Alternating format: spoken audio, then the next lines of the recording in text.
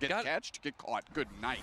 You get catched right there. We've got OG on the Lucario here, and this is a scary one. We saw Overlord on it yesterday. This is obviously the different moveset, right? This is power up, punch, close combat.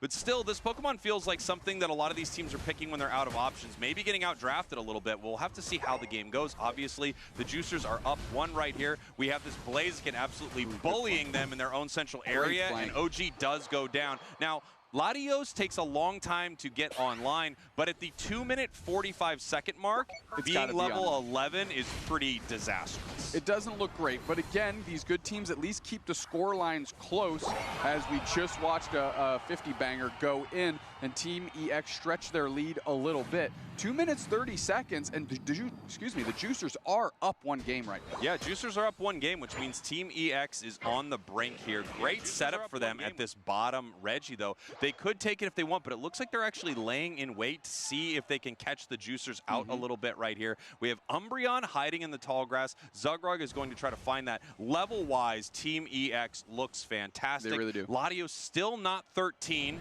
We have the Juicers moving forward slightly. The Rock Tomb looking to see if we can find anyone. Huge moment to start the fight, but a nice little heal right there means that they're going to peel back. Okay, Team EX has got to feel comfortable. I think they do know they're in the lead, and they've got the level lead as well. Garam getting caught right there is not great. Taking about half of their HP worth of damage, going to be able to set back up again. Yeah, look at it, this aggressive positioning from Team EX. They're just looking for a catch as soon as the Juicers move down. 3 members essentially hiding in the tall grass, moving back and forth here. Buzzwole hiding in the back tall grass. That way they can try to catch them if they move back. They end up basing, and it looks like the Juicers are going to try to make a sneaky play towards the top path, but Team EX has kind of picked up on this, and they are rotating around to see if they can stop it. Buzzwole now flying through the center, and the Juicers are looking to catch it. Oh, yeah, they're able to get out just barely. Good pivot by Team EX. Now they know where everyone on the Juicers are, and they're going to take a fight in their section. Huge Rapidash Unite. Suicune follow-up, and they're looking for bodies. The Latios goes down instantly. Huge source of damage. OG is low. OG is gone, and the Buzzwole is doing work, throwing that OG Pokemon from the start of the game out, and now Team EX has got to be feeling decent, exchanging their Rapidash for 3 players. Yeah, that was beautiful for Team EX. They're in a great position to secure this. Leafeon and Crustle are going to have to try to make something happen. Here comes the overheat, and bang! Boom. Secured by Team EX. We didn't get to see the draft, but I got to see the picks. Orange Juicers have a devastating lineup. I'm not shocked they lost. It's really not good. It's literally the reverse of game 1, right? It's really rough for them, and I think they just got completely outdrafted in this game. And I gotta say, what did they first pick? Latios. Yeah, I mean, Latios and what? Crustle? I don't know. It's a great question. I think these Leafeon. It's got to be Leafeon, right? You think? They first picked Crustle yesterday, though. Yeah, I mean, I don't know, dude. That's a really tough one. But you know, part of the draft process is where teams win or lose, right? And you look at that matchup, and I just think I do not know how they are going to pull out a victory right here, and obviously they could not. Easy for me to say in hindsight, of course, but a Pokemon that I do not think is stellar right now, that a lot of these top path players pick up, is Lucario. I'm sure they have great games on it. They've been playing it for 4 years, but it feels like almost what you go to when your strategy's been taken away. And it doesn't look great. Without having seen the bans, so this is conjecture here, we've seen the Juicers get exposed by targeting OG. And if OG ended up on Lucario, leads me to believe that maybe the Zacian type of Pokemon got banned. I have to assume so, right? As we're heading into it, Doob Snacks, High Five, Zeta on the main stage, APAC East versus Japan. Here we go. The bands coming in. Suicune, Dodrio, Latios, and Ho-Oh. First pick over to High Five. A lot of teams, especially in this meta, consider this the most powerful position to be in. There have been metas where the 2-3 picks have been really, really strong, but I think a lot of teams like getting that first pick early, so we're going to see what High Five wants to grab here. They've got a lot of good options. They're not locking in anything too quickly. That is an Eastern tip of the cap here because they love Zarina. and kind of indication that maybe Orange Juicers don't have one. Buzzwole, Mewtwo Y quickly locked down. Buzzwole stocks are going up. And look at just kind of the classic energy that High Five is going with. Just because there's a bunch of new toys doesn't mean you actually have to play with them, and Old Reliable's still there. Snorlax getting locked in, and Akura is trying to make their selection for the team here. Obviously, Latias not going to be an option for them. We're going to see what they want to lock in. Hoopa, incredibly powerful. This is good since day one. Feels like it will never be bad with the ability to transport the team all around the map, whether you're playing Trick or Hyperspace Hole. Over towards... we can have a Charizard. Oh, yeah? High Five could grab Char right now. Yes. I mean... This is like year one draft right here. This is awesome. This is really interesting. When you have an isolating Unite move like Zarina's and a possible another isolating Unite move like Charizard, where you target someone with, in Char's case, a sure hit to take them up in the air, this is scary for Zeta to be running dual Speedster Comfey.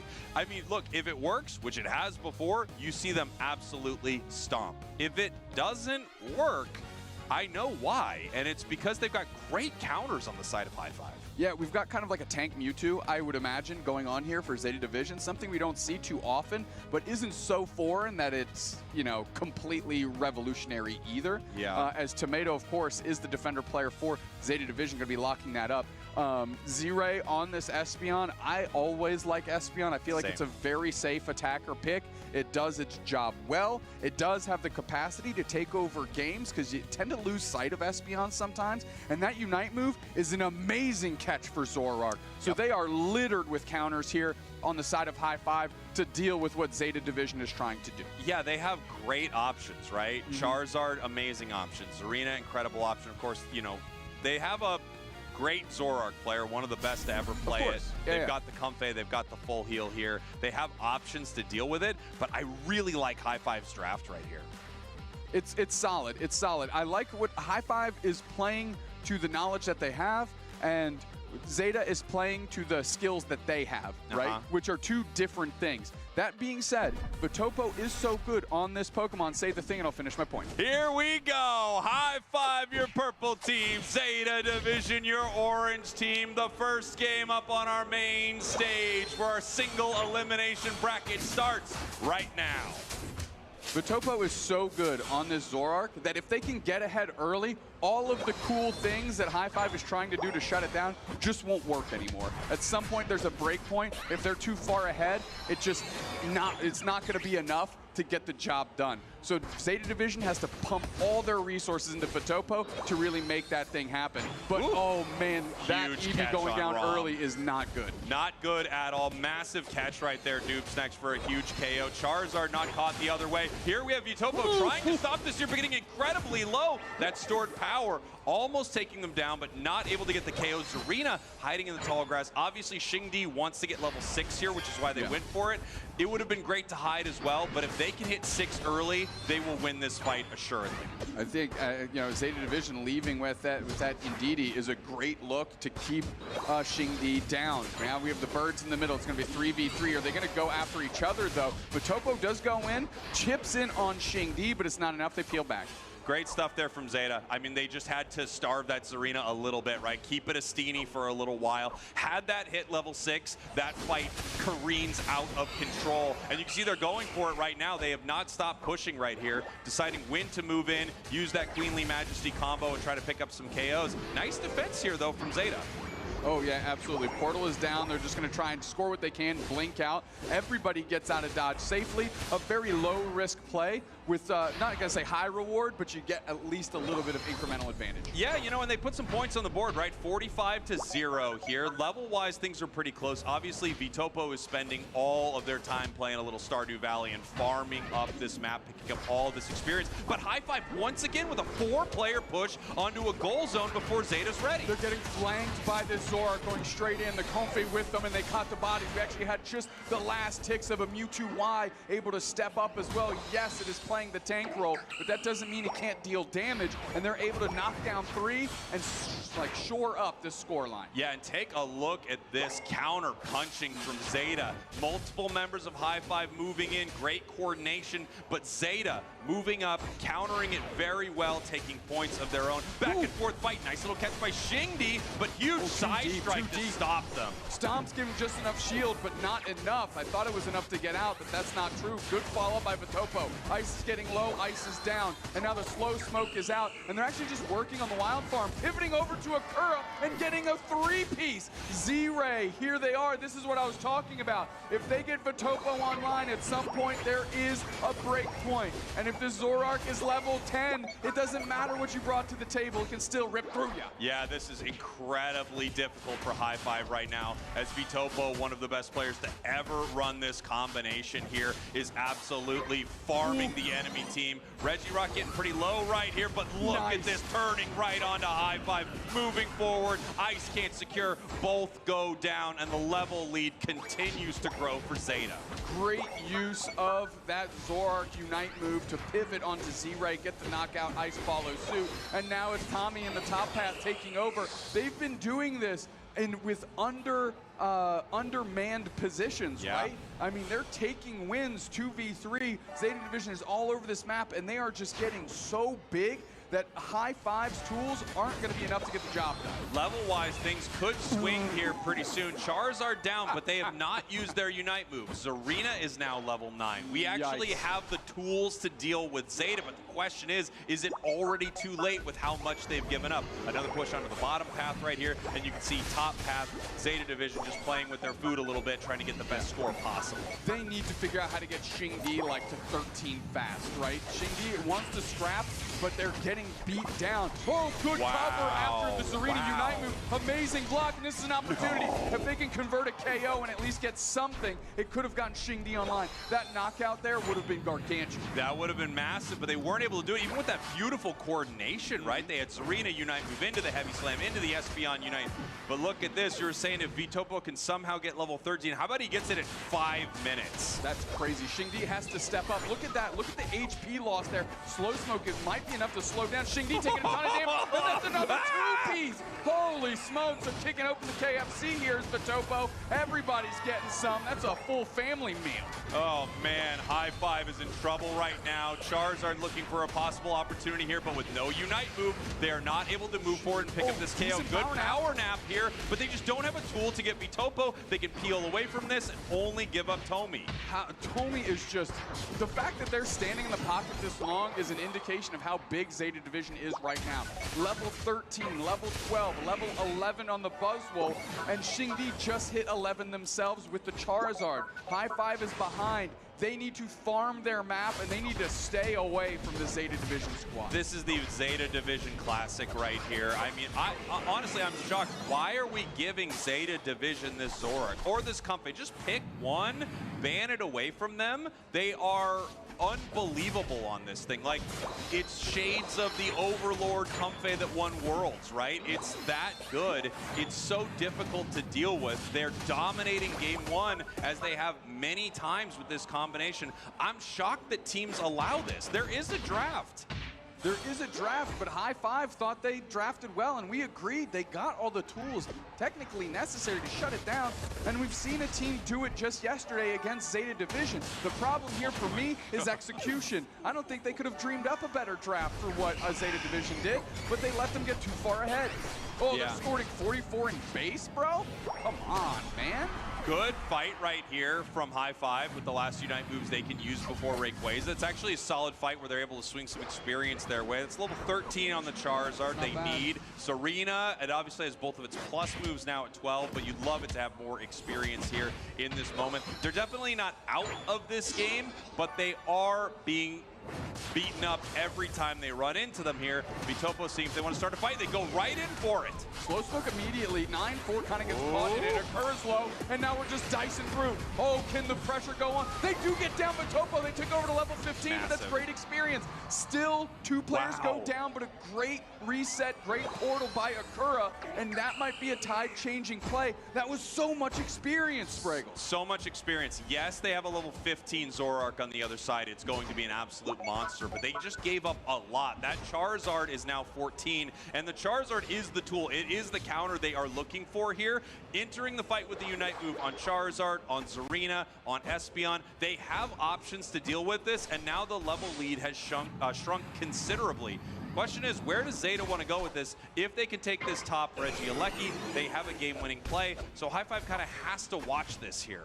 Yeah, they're giving up the bottom, and I think Zeta Division recognizes that. They're quickly rotating. Are they going to put a play on the basement Reggie? They can pretty much get it for free. But no, they're just watching. They want information, Spraggles. Yeah, they want information. They want this aggressive positioning so that they can grab someone. If Tomi can make a catch there with the Buzzwole, they have so many options to just delete that Pokemon. High Five now deciding how they want to play this moment. Vitopo showing themselves a little bit right here, but they're not too scared. They have so many tools to get away from this fight. Obviously, they are way up, 132-358. It is not up to Zeta to make the play. It is going to be up to High Five. Flamethrower misses right there, so they don't get the information. They don't get the speed boost.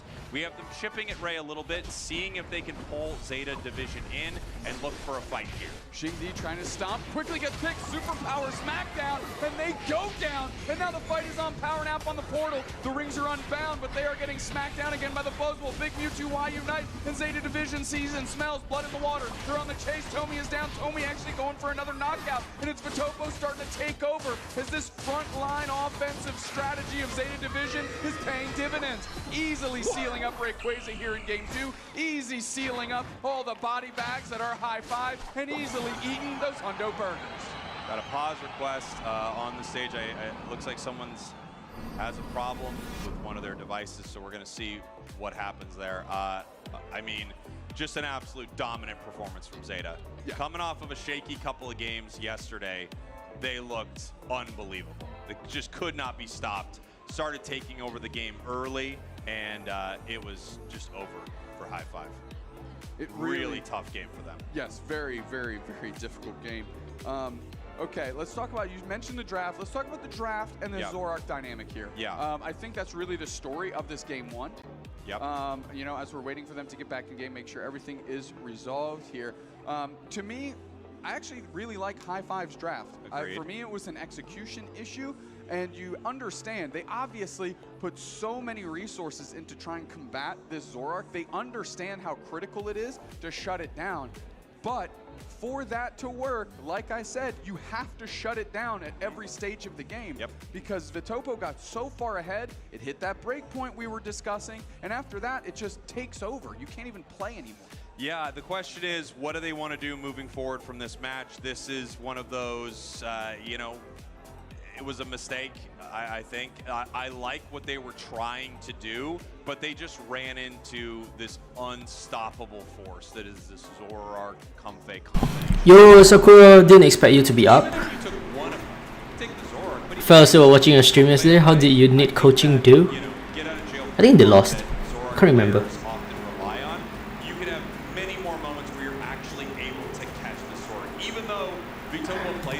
But I think we're pretty strong. Yo, let me see. Yeah, they lost, unfortunately. Is vulnerable in some of these moments. You'll have that little extra it won't get the shield, it won't get the healing, it doesn't have the additional slow smoke to help it escape, and of course the Comfey Unite move. So I think they're gonna have to do something about it. Okay, we've got the last bit, I believe, of our beast. Damn, they need coaching. Yeah, it's quite funny, but yeah. Here we go. Juicers on the Sableye, you know I'm a fan of that. As they're actually looking to scrap a little bit. We've got Zoroark on the low taking damage and a little fight breaking out. Oh, but that's just rolling, getting caught. That's not bad. Suicune Unite, we know how important that is.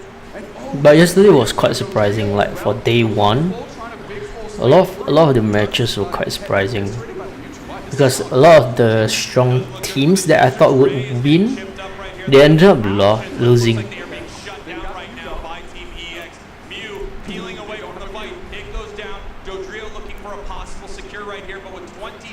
left. They're going to need to secure and score, which is what they plan to do. They are able to get the Ray. They move forward. Oh, well. Points are going in. 251, 288. The Juicers are going to try to stop this, but with 10 seconds left on the clock, it looks like no, they are not able to. And on our B stage, Team EX takes down the Orange Juicers, moving forward in this competition. I mean, Team EX is a team that not a lot of people had faith would even make it to day 2 today, and they just eliminated one of the best teams in the world performance-wise up until this point, Orange Juicers. And look at these paltry numbers. I don't think I've seen the Juicers shut down like this in a minute. But God, what is this? Yeah, I mean, and these are a lot of like main Pokemon for the Juicers here. Yeah, you know things did not go well for the Juicers when you take a look at Kratos having 0 KOs.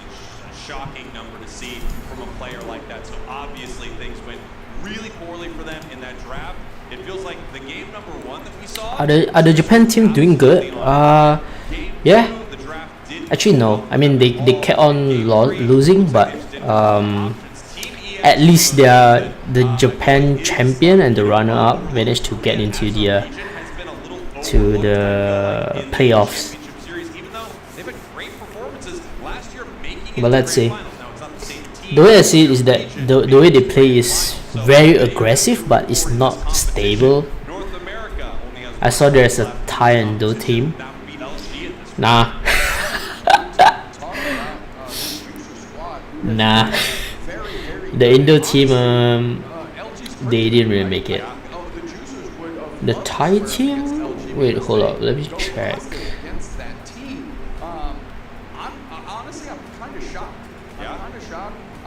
Oh, the Thai team didn't make it too. The Thai team played really good though, but they didn't make it as well. Wait, let me check again. They didn't make it. Oh wait, the Thai team made it, but the Indonesian team didn't make it. Unfortunately. The Thai team pretty good. I forgot who they fought against, but they were pretty good. The Indonesian teams, they had 2, both lost. Fortunately, the Singapore team made it, even though they lost one match. Let's see. Yeah, 45 seconds left, and it looks like High Five is just continuing to play out this match right here. Obviously, yeah, they did. The Philippine team made it as well. I think it was Talon, was it? Wait, let me check again. Yeah, one Philippine team made it. One Thailand team made it. One Singapore team made it. And then there were 1 Korean team, 2 Japanese team, and the rest is just non-Asian teams. But not Pokemon Unite, unfortunately. Mobile Legends still bigger. That's the way I see it. Well, except Japan. Except Japan, Korea, China, but the Chinese teams, they withdrew before this whole world championship happened. There were 3 Chinese teams, but all 3 of them withdrew. Have no idea why. What a sweet text from the audience. As we get ready for our next one here, I do think High Five, if they draft the same, you could see a totally different game. But when Xingdi does 20,000 damage and Vitobo does 100,000 damage, that is almost double the damage. Zeta won. Damn. Please take it away. Just take it. Yeah, that's love it. That's terrific. Okay, so you're in the camp of Ban Pumping. Or Zoro. Okay. Yeah. You're advocating a little bit before. India, surprisingly, India is pretty good in Pokemon Unite, to be honest. I had viewers on my YouTube channel, I believe they are from India. But there was only one team. There was only one representation from India. I'm not sure whether they made into the playoffs or not. But let me check again. There was only one. Let me see. So okay, it's so made it. And it has to be shut down in some way. Lots of tools from i5, but those are all getting shattered here by Zeta. Indian team didn't make it into the playoffs. Means it doesn't do anything in this fight. Charizard with the Unite move, and then the immediate, dash away there from the Zora. Yeah, that's the thing, right? The Charizard Unite is great for isolation, but it almost needs to be the 1-2 punch with Serena, even maybe Espeon, because the escapability that Zoroark has is unparalleled. 18 knockouts, get out of here. Day 2 of Worlds, 18 knockouts, crazy. Slime. My brother was slime. So good. Yeah, feels like you gotta take it. Take a look at the item setup. It's always fun to kind of look at what these pro players want to run. Trying to get as much attack as possible while also creating an opportunity for a little bit of defense there with the focus spin, just in case you get a Zeta division is actually a Japan team, by the way. Vitopo is a pretty popular player.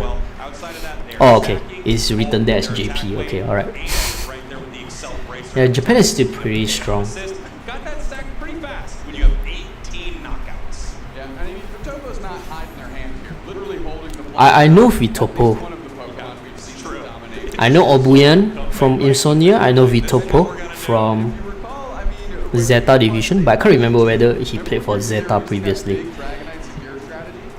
We know what Vitopo's about. Yep. It's like, I'm not hiding it. You didn't have to go far to study me. Yeah. Now show me that you can shut it down, and not a lot of teams have. Certainly not high-fiving me. I gotta say, I'm loving seeing Zeta playing like this. Anything Pokemon come with Japan. If I'm not mistaken, their very first World Championship was held in Japan. Then, yeah, it kind of made a tour after that. Clearly the top region in the game. There's Insomnia right there. Watching them sit. Japan clearly the top region. All 4 of their teams moving on to day 2. All 4 feel like they have. There you go. To head to our The Japan teams. Japan basically, they are the top teams. Just like what he said, the commentators. Fortunately for the Japanese teams, they're all on the 4 corners of the bracket. Unfortunately for these Japanese teams is if they run into each other, it becomes that situation where inter-region play seems to cannibalize. So sometimes, even though you might see a team like Zeta Division that just looked phenomenal against High-Five in Game 1, get kind of outplayed by maybe something along the lines of like Insomnia and Freddy Knights, right? Yes. Because they know each other just more intimately, which means their adjustments are maybe micro, but have a huge difference. Well, you talked a little earlier about how the Juicers, who we just saw unfortunately get eliminated on our B stage, the Juicers play so well into LG. They're one of the best teams to face off against LG. They would kind of love to run into another team from NA because they know. Your brother used to compete in Pokemon game competition and Pokemon TCG. Damn. Then what happened then? I know TCG is pretty popular in Singapore. TCG is probably the only Pokemon competition that is quite popular in Singapore. No one is texting you. So 555 Cowboy, send him a message. It goes right to The rest, like Pokemon Go, Scarlet, all these, I don't think it's popular in Singapore. But TCG, holy. I literally know someone who participated in a local competition every time. I don't know if we're the anything guys. I don't know if anyone looks to us. What are they the guys of exactly? I'm not really sure. You know, like there's like the other guys. Yeah. You haven't breed the book. Oh my god. So okay, all right, yeah. So your brother is one of those. So we don't get a movie deal with you and just pollute all of Euros. And here we are, waiting for our teams to get ready on the main stage. Obviously, there was that pause, right? Late game there in game number 1 between High-Five and Zeta Division. So whatever tech issue, You completed the decks before make sure that with a living box. before we move on to our next game. Of course, if we have any match on our B stage that is starting, we would be jumping over to it. We don't have that yet, but if we do, we will take a look at that as quickly as we can. Can we get our bracket back up? I would love to take a look at that right here so we can talk about how the day is shaking out, the games that we are going to see. Obviously, we're starting with an absolute barn burner, which is High-Five Zeta Division. Zeta up 1 game right now. Taking a look at this here, Team EX Juicers. Team EX is not updated yet, it just happened, but they went 2-1 over the Orange Juicers, meaning Korea's chances of heading to the grand finals are still alive. NA only has one shot left with Luminosity. We will be seeing them in a few matches on our main stage against QT Dig. A few games that are not on our main stage, Doomstex. Nouns Esports and Talon is going to be on our B stage. I believe Stamina Peru on our B stage as well. And then we have Cakelock Paper Rex on our B stage. The rest of them are going to be on our main stage here. And then throughout the day, every single game, quarterfinals, semifinals on the main stage, grand finals in the arena. First thing tomorrow morning, Unite kicks off Championship Sunday. What, just looking at this top 16, Team EX obviously knows they have moved on. They better get their butts in seats and be watching this High 5 Zeta Division match, because whoever wins is who they're squaring off against, and this is an easy way to download some information. Now you barely know the new Pokemons. What they're looking like here in day 2. Did you just simply stop playing? Because if you stop, then yeah. It took me a while to make a comeback in a sense. Like I literally rushed all the different Pokemon generations. Like even now, I still don't know all of them. Because I simply no longer play the story mode very often. So yeah. You just gotta keep on catching up with it, but you know, life. Okay, everyone, kind of. Catering is hardcore. Yeah, catering's like I don't know what their deal is, but I don't like their energy. Let me tell you, in the green room, we are screaming as this match is going on, seeing these picks from Aegis Flames. I cannot wait to see that game. I feel like after day 1, there are some teams that, I mean, the stonks on them are way down. Right? They're really deflated. You see teams like LG having such a difficult, such a difficult day in day 1. You see a team like Juicers have a rocky day, and now they're not moving forward here in day 2. You see Zeta get taken to task by Aegis Flames, but then there are those stories. Aegis Flames coming out looking amazing. High 5 looking amazing. Now being put to their paces against Zeta. So we've got a crazy day ahead of us. Anything can happen. Even though we have 4 Japanese teams still in this, there is a reality that in the next few matches, every single one of them goes home. That is the nature of this single elimination bracket. Right? And it says that the games have legendaries that can only get through DLC. Yeah, that's right. Especially now, during this World Championship, there are certain, I believe like legendaries or something that is only available for the upgraded version of the Pokemon, which is only playable on Switch 2. And then I just give up. All right, we will be right back here in a moment. Are we going to break? We're actually going to break. We're going to break. We'll be right back here in a second. Don't go anywhere. We have to be reprimanded.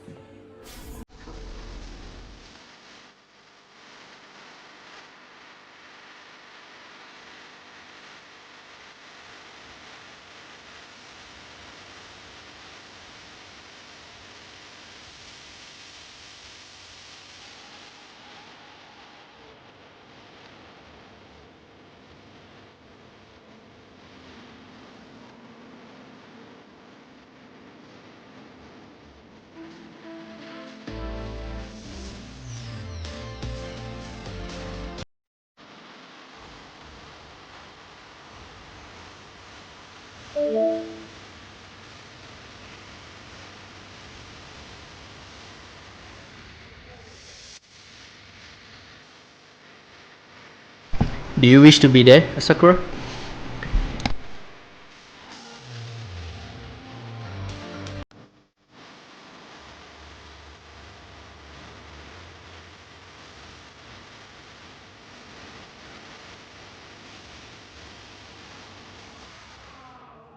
Hey there trainers, welcome back to another Meet Your Casters segment, this time with Danily and Soph-chan, your Pokemon Unite casters. And we're going to be asking each other some questions so that you guys get to learn a little bit more about us. So first question, Soph-chan, what is your favorite Pokemon? Oh, it has to be the legendary Jigglypuff, and I'm just so happy that there's a world's exclusive plushie for Jigglypuff, and the bird just looks amazing. So yes, I feel very privileged. What about yours? So my favorite Pokemon is Mandibuzz, a little bit out there, but I don't know, it's just something about Mandibuzz. It looks cool, but it also looks odd, and I like odd things, so Mandibuzz has been a huge favorite of mine for a very long time. I know both of us would love to have these Pokemon added to Pokemon Unite, but if you could pick another Pokemon to add into the Pokemon Unite game, who would you like added? So I am a very big fan of round Pokemon, as you could tell for the Jigglypuff, and Denali, I think that the rodent types of Pokemon are also in my heart. We love the Pikachus, but to me, it's the Dedenne. I love the Dedenne. It's round, it holds its own tail, it's the most adorable little thing, and I kind of look. Welcome back to the Pokemon Unite Championship Series. Need aircon? Small technical issue on the main stage like we talked about earlier, Doomsnacks. We have games on our B stage happening right now, and we are jumping into it. Paper Rex, Cakealock, this is their first match, first draft right here. You can take a look at the bands. We see the Hoopa, we see the Suicune. Let's go, Paper X. Oh, so Singapore is against Thailand. Not bad. Let's go, let's go, let's go. In the game here, looking to select their Pokemon. We haven't seen much All Creamy. Blacklight for Cakealock picking that Pokemon up. Thoughts on All Creamy? Yeah, it's had an interesting weekend, right? I think a patch ago, this thing would have been banned. It would have been insta-ban every single game. Right now, I actually think it's just a very recent support, which is always tricky. It feels like these players need some time with these Pokemon before they feel comfortable enough to play them on the world stage, which is why something very, very new, unless it's considered extremely. What do you mean price is the same, Sakura? Latios doesn't really make it through to some of these games. Yeah, uniquely, the support options in this game aren't really catching bans anymore. I mean, I say that Hoopa has, but more broadly. So the strength level has I read only. high for it to kind of be able to Already break appreciate the same mostly. Yeah. You can definitely tell there are certain Pokemons that are picked more often, but you can also tell that like in each region there's like certain meta that they will keep on picking. And then there's this like universal Pokemon that is always picked, like for example Snorlax. Snorlax is always picked. Because especially in the early stages of this day. So it's good to know, because whatever you see here, whatever you watch here, very almost always certainly that during when you play the solo rank, you start seeing the same Pokemon being picked by people as well. So it's good to know sometimes. We see out of the 8 on our main stage. There was a lot of fighting. Zoinks got particularly heated at one point, but now we actually get to see a lot of them. So what were you so mad about, Zoinks? Calm down. Cakealock, Paper Rex. Cakealock, your purple team, Paper Rex, your orange team again. We are watching this that is happening on our B stage right now, but this is all part of our single elimination bracket. A best of 3 separates one of these teams from heading home and the other team from moving forward towards our grand finals. Quickly, I mean, another Blastoise here, not filling the defender role. Going to be an Attackstoise, going to be trying to deal damage is Sunsage, as they're putting pressure on Solo. Half of their HP bar is gone.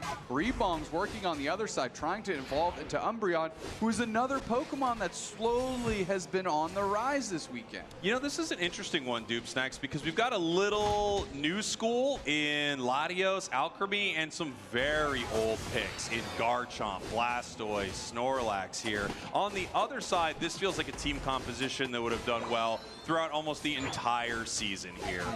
You've got Clefable, recently buffed, which is really, really nice, but Zacian, Buzzwole, Mewtwo, and Umbreon. Umbreon, one of the Pokemon that maybe since its nerf of taking away less shields with its Unite move has actually finally come back down to earth from being one of the best defenders of all time. We're taking a look at talking about this other defender. Blastoise does have the defender background, playing in a more offensive role here.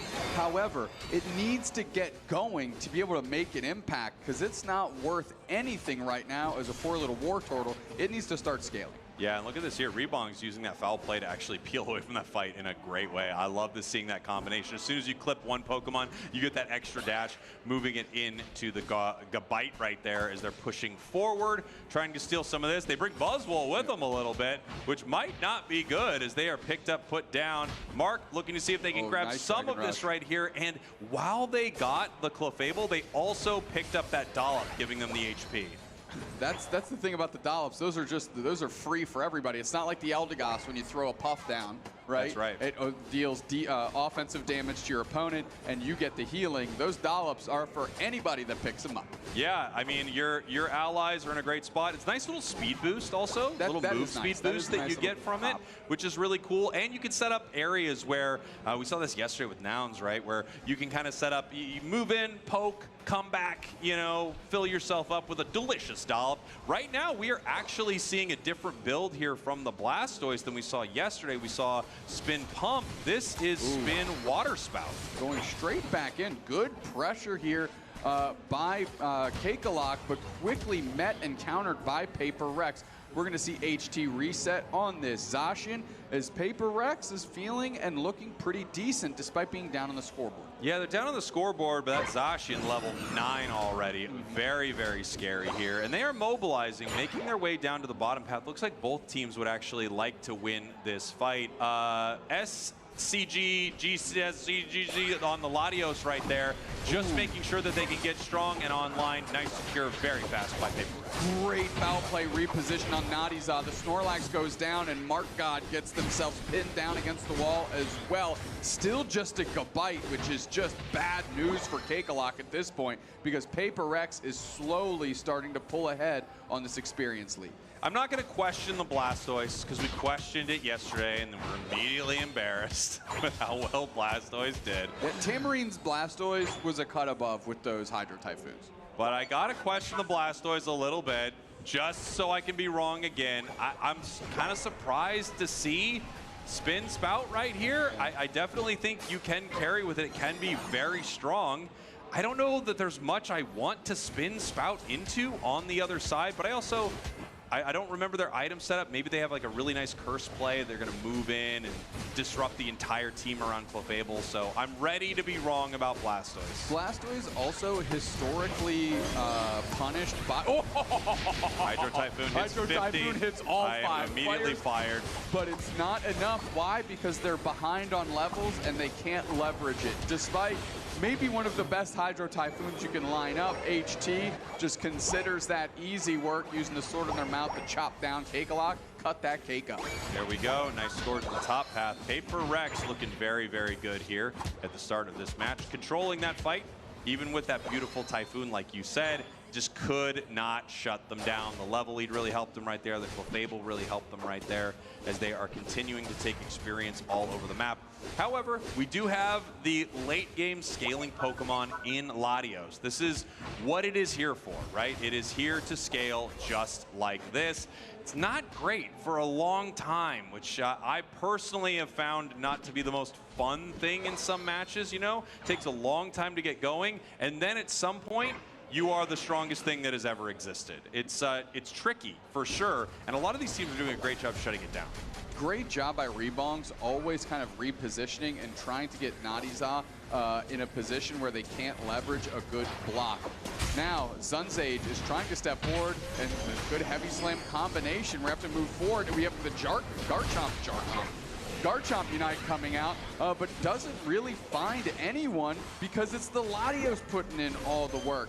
Now, Kakalak has 3 Pokemon on their side that are looking to scale in a big way between Latios, Blastoise, and Garchomp, and they need to get to the point where those Pokemon are relevant, and we might have just hit that threshold. Yeah, I mean, this is a late game team composition, right? They need so much time to get online, all 3 of them, but once they do, they are incredibly good. And we're starting to see that switch happen here for Kakalak. Latios is just going to get better and better and better. So if that fight went well for Kakalak, it could be even better as the match moves on. Dragon Claw combo trying to steal away some of this so it's not taken by Paper Rex. Paper Rex here has an opportunity to push with this. It's a little scary, but they are presenting some aggression at this tier 2. Okay. That was a bit of a surprise, maybe a bit of a misstep by Cakelock, but they are putting good pressure on here. Already got HT down, which is the biggest thing on Paper Rex, quickly followed by the Buzzwole, the second biggest thing on Paper Rex. So Cakelock, I think they've hit the threshold. I think these kind of end boss Pokemon that they're trying to build are finally ready for that final level, and we'll see how Paper Rex can fight and try and win this game. Yeah, and here we go. Cakelock looking to make a siege happen on this goal zone. Big, heavy slam. Latios right there gets 2 with the Luster Purge, and now they are peeling back. Nice little push right there, evening up the score quite a bit, 209 to 227. Still a tier 1 up, however, on the side of Cakelock, which opens up scoring opportunities for Rex as we head towards Ray here, Dupe Snacks. 20 seconds on this bottom Reggie. I don't know if it was you or maybe it was Zoinks as we were talking about some of these matches from yesterday, mentioning that the team that is grabbing this bottom Reggie before Ray has really been taking over some of these fights. That sounds like something reasonably intelligent, so I definitely did not say wasn't us. It was not me. Somebody else. Follow me attempt kind of misses, and I think they would have gone and taken a catch on Nadizov if they could have gotten it, because that's where Rebounds has been the whole time, right? Focusing on their opposing defender. Mewtwo Y is there, putting in some decent damage, just pressing down Cakelock, really just finding space and making sure that Cakelock can't take that last Reggie. Yeah, they don't. So Cakelock's going to have, you know, a decent position as far as levels and power heading here, but they are behind on the scoreboard, which means they have to make a play. I don't think they're too scared of it, though. Garchomp, a huge playmaker. They're kind of threatening with Blastoise right here. The Heavy Slam can move in at any moment, right into the Dragon combo. They do find the Latios, though, and they're going for it right now. Rebounds immediately popping the Unite move. There we have the big towering cake out of Cakelock, and it's going to see if everybody's going to eat up here. His HT is getting the pressure put on, and they finally go down, but it's 2 the other way for Cakelock. The Kate is, in fact, getting chopped up, and Paper Rex is looking to eat. 2 down on each side. Nadi says at half, but they have to bubble out and scream for this Latios because Sun Sage just went down. Yeah, this is a tough one for Cakelock right there. The Alchemy not able to sustain them. The cake was, in fact, a lie. They're going to have this refight. 209, 227. Now we have multiple members of each squad coming back here, but all the Unite moves are gone. With all the Unite moves gone, I mean, it really could go either way. You still have a Dragon Claw combo. You have great healing on both sides. You have the, you know, put up and smack down there by the Buzzwole. This really could go either way. If Latios can get a few super strong chips, I think Cakelock can take it, but they're going to need to hit him. Oh, great engage. Rapid spin, water spout right on top of the team. And that was a big heavy slam follow-up to get the knockout on Clefable. And that's going to be the difference in this fight because now there's so much damage out of Latios, they'll be able to run through the rest of Paper Rex if they can close the gap. Nadizaz taking over, and they are starting to fall on Paper Rex, getting absolutely shredded by the team that makes the cake, and that's Cakelock, and now they're making deposits in the bank big time. Big, big scores right there. 303, 243. Beautiful play from Cakelock. We talked about this late game scaling composition. The match went on long enough to the point where Latios starts hitting those Dragon Pulses. You saw it just shred through Paper Rex like a thin substance. Like paper. Yeah! No, like tissue paper. Exactly. Tissue Paper Rex right there in that match. And this is what they were looking for all game. They were behind a lot of it. They were behind on the scoreboard. Great plays, obviously, from Paper Rex. But Latios got there. When we cut to the Juicers game from earlier and we saw that level 11 Latios running around, it's not good. It didn't get there. No. But when it does, the power is unbelievable. If it can scale, and if it starts to snowball, it is an avalanche. If it doesn't, it's the opposite of an avalanche. What's the opposite of an avalanche? Whatever happens in the Marianas Trench. Ah, the bottom of the sea. Yes. As we get ready for our next game here. Davy Jones locker. Was that necessary? What are we? Okay, actually there is something I want to bring up and talk about because it's happened a couple times this tournament so far, and it just happened right there, which is refights after Unite moves have been expended. Yep. And what we started seeing yesterday is the team with the Clefable were actually favored in those refights, right? So to me, that final refight boiled down to two factors, Clefable and Latios. 100%. You saw it get caught. Correct. I mean, so that's exactly why Kakalak immediately went in on Clefable. It was the target they needed to take out of the equation to make sure that Latios' damage with no Unite move could actually find knockouts. And you immediately saw, you said they were waiting to set it up and they executed perfectly, which was the rapid spin water spout into the heavy slam to chip everybody up, keep them into the blender, and immediately knock out the Clefable before it could use that big healing ring that it has to put down on the whole squad. Once it got blinked out of existence, it was over. That was the tide-turning move, and well executed by Kakalak. I totally agree with you. As soon as I saw Latios KOs the Clefable there with that Dragon Pulse pop up on screen, I knew it was over for them, right? Their ship was sinking to the bottom of whatever a deep trench would be. Davy Jones locker. They took them down to Davy Jones locker, and I'm hearing that we're going to be heading to a very short break. If we have more B stage, we're going to be heading over to it. As soon as our main stage is ready, we're going to be going back up there. I got to go yell at Zoinks about something. He didn't do anything wrong, but we like him. We'll be right back. Don't let him know. No time.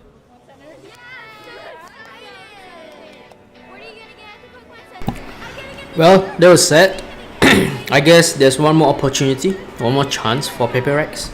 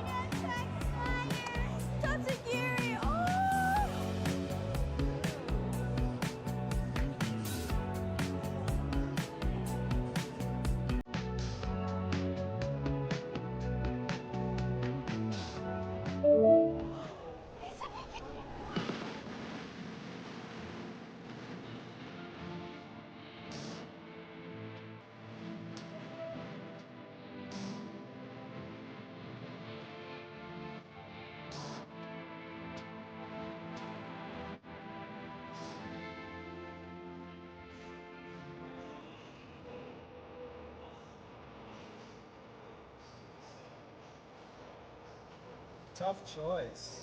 Remember, you can only have one.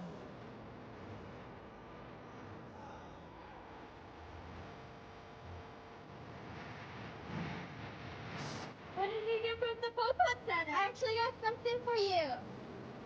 Thank you! That's so cool! I actually also got something for you. I got a Pikachu! Thank you! Aw, let's head to the arena, okay? Okay! How many Pikachus do you think you have? Too many, can't count. What are you gonna name your Jigglypuff? Probably Iggly-Wigglypuff.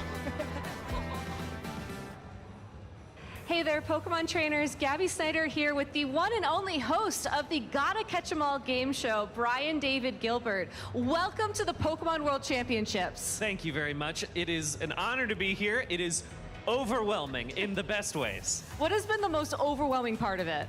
Truly just kind of absorbing the amount of exhibits I can go look at, and also figuring out just how much of my budget I should go over, which I have already gone over, but I think I can go over it more because there's some really cool stuff here. All right, well, if you figure that out, let me know. Yeah, I'll tell you. But, you know, as the host of the Gotta Catch 'Em All game show, I gotta ask you about your Pokemon history, because you ask your contestants about Pokemon, so I'm gonna flip the tables. Please. How did you first discover Pokemon? It feels like it's just always been there in my life, but also I was thinking about it, like, I do remember a very important Pokemon memory for me is my sister and I, like, watching over the shoulder of my older brother as he was playing Pokemon Red on his Game Boy, and just like, I'm pretty sure there are photos of us doing this. I definitely remember my brother getting very upset with us for like sticking our heads way too far over his shoulder, but that was such an important memory to me as a kid,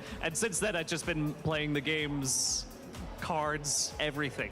Do you have a Pokemon that you'd consider your first partner Pokemon? It's tough to say because most people know that I love Tangela so very much, but my first love was Arcanine. Okay. Arcanine was like the one that I loved so much. I've always been a Squirtle guy for first partner Pokemon. When it comes to like truly first partner, I will never give away a Squirtle. Squirtle's my most important Pokemon there. But it changes as I grow. I think that that's an important thing in Pokemon, is that it grows with you as you mature. It evolves with you. Exactly. I love that. I love that. Do you have a favorite game in the Pokemon series? The hipster in me wants to say Pokemon Stadium because I will destroy any of you at the Scyther Pincer game where you're chopping the logs. That's I'm the best at it. And again, this is an open call. Any competitors, there should be a world championship for just that specific mini game because I will destroy you in that one. They're usually over in side events, by the way, so Great. You can get set up there later. So how do you prepare for an episode of the game show? Very good question. Just 36 straight hours of heavy meditation, just getting into the correct mind space, followed by intense diction tongue twisters. Oh, of course. The Tyrunt and the Tyrogue tied at the tournament just over and over and over again, making sure that I can really pronounce, well, I just said pronounce everything. Making sure I can pronounce. I haven't finished my diction tongue twisters just yet, so wait for that tomorrow. I was going to say, you have until Saturday to get warmed up, so you have plenty of time. I've got time until Saturday. It'll work out great. And do you have any other physical warm-ups that you do, or is it all a mental thing? It's predominantly mental, but I'm always getting those just in case I need to run on stage. I'm ready to go. Stretching out. This is the first time it's in person. It is the first time. I'm very excited about that. I think the audience's energy is going to be incredible, specifically when all of the audience knows the answer to a trivia question and none of my contestants do. All right. Well, you had the first episode online a couple months ago. Do you have any fun memories from that you want to share? Oh my gosh. It was fantastic. I think it was such a wonderful first 3 contestants. Glitch winning is spectacular to me. Specifically, Spraggles claiming to be Team Rocket halfway through, to the point being so convincing that I truly had to look at the producers behind and I was like, did you just not tell me about this thing? Did you hide this from even your host? But no, it was just Spraggles doing his thing. But all of it was just so much fun. Watching all of them really get to show their knowledge, it's just a joy. It's just a joy. I mean, do you have any hints on what we're going to see tomorrow? I don't want to give everything away for Saturday, but there will be some very good championship-specific questions. I'll say that if you're checking out maybe, I don't know, the museum or just different people around here, you might get some hints for potential questions that might be coming up. But they're going to be some difficult ones, and I can't wait. I'm so excited. I love trivia, and the Gotta Catch 'Em All game show is such a fun watch. So if you are here in the hall at the World Championships this year, Saturday at 5:30 p.m., they'll be over on the stage in Hall C. So make sure to go check that out if you can. Brian, it's been such an honor to interview you. Thank you so much for your time, and best of luck tomorrow. Can't wait. We'll be back with more Pokemon action from the World Championships real soon. Welcome back to the Pokemon Unite Championship Series here in Anaheim. That's where we are. I've been walking around in a haze. I'm not sure where we've been, Doob Snacks, for the 2025 Pokemon World Championships. You are seeing our big, beautiful main stage where High Five and Zeta Division are squaring off. Game number 1 looked pretty amazing for Zeta. Here, Doob Snacks, our updated bracket so far. Yeah, of course, Team EX did eliminate the Orange Juicers 2-1. We are watching High Five Zeta Division up a game on our main stage. And we are currently in progress on the B stage with our sister stream, Cakealock, up a game against Paper Wreck. Yeah, these games are moving right along. Obviously, the first big win for Korea moving forward, taking down the Juicers 2-1. Juicers, I believe, took game 1. Yeah, and then EX came back game 2 and 3.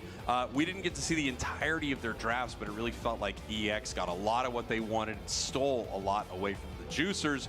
They definitely stole their opportunity to move forward in this bracket as Team EX, first team qualified for our quarterfinals. They're going to be going up against the matchup we are watching, High Five or Zeta.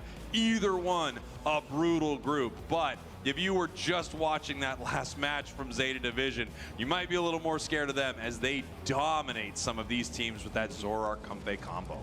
Yeah, and High Five drafted all the tools necessary that you'd think would be enough to deal with that problem. I do believe we are able to jump and do some B stream action, if I heard that correctly, so maybe we can check that out.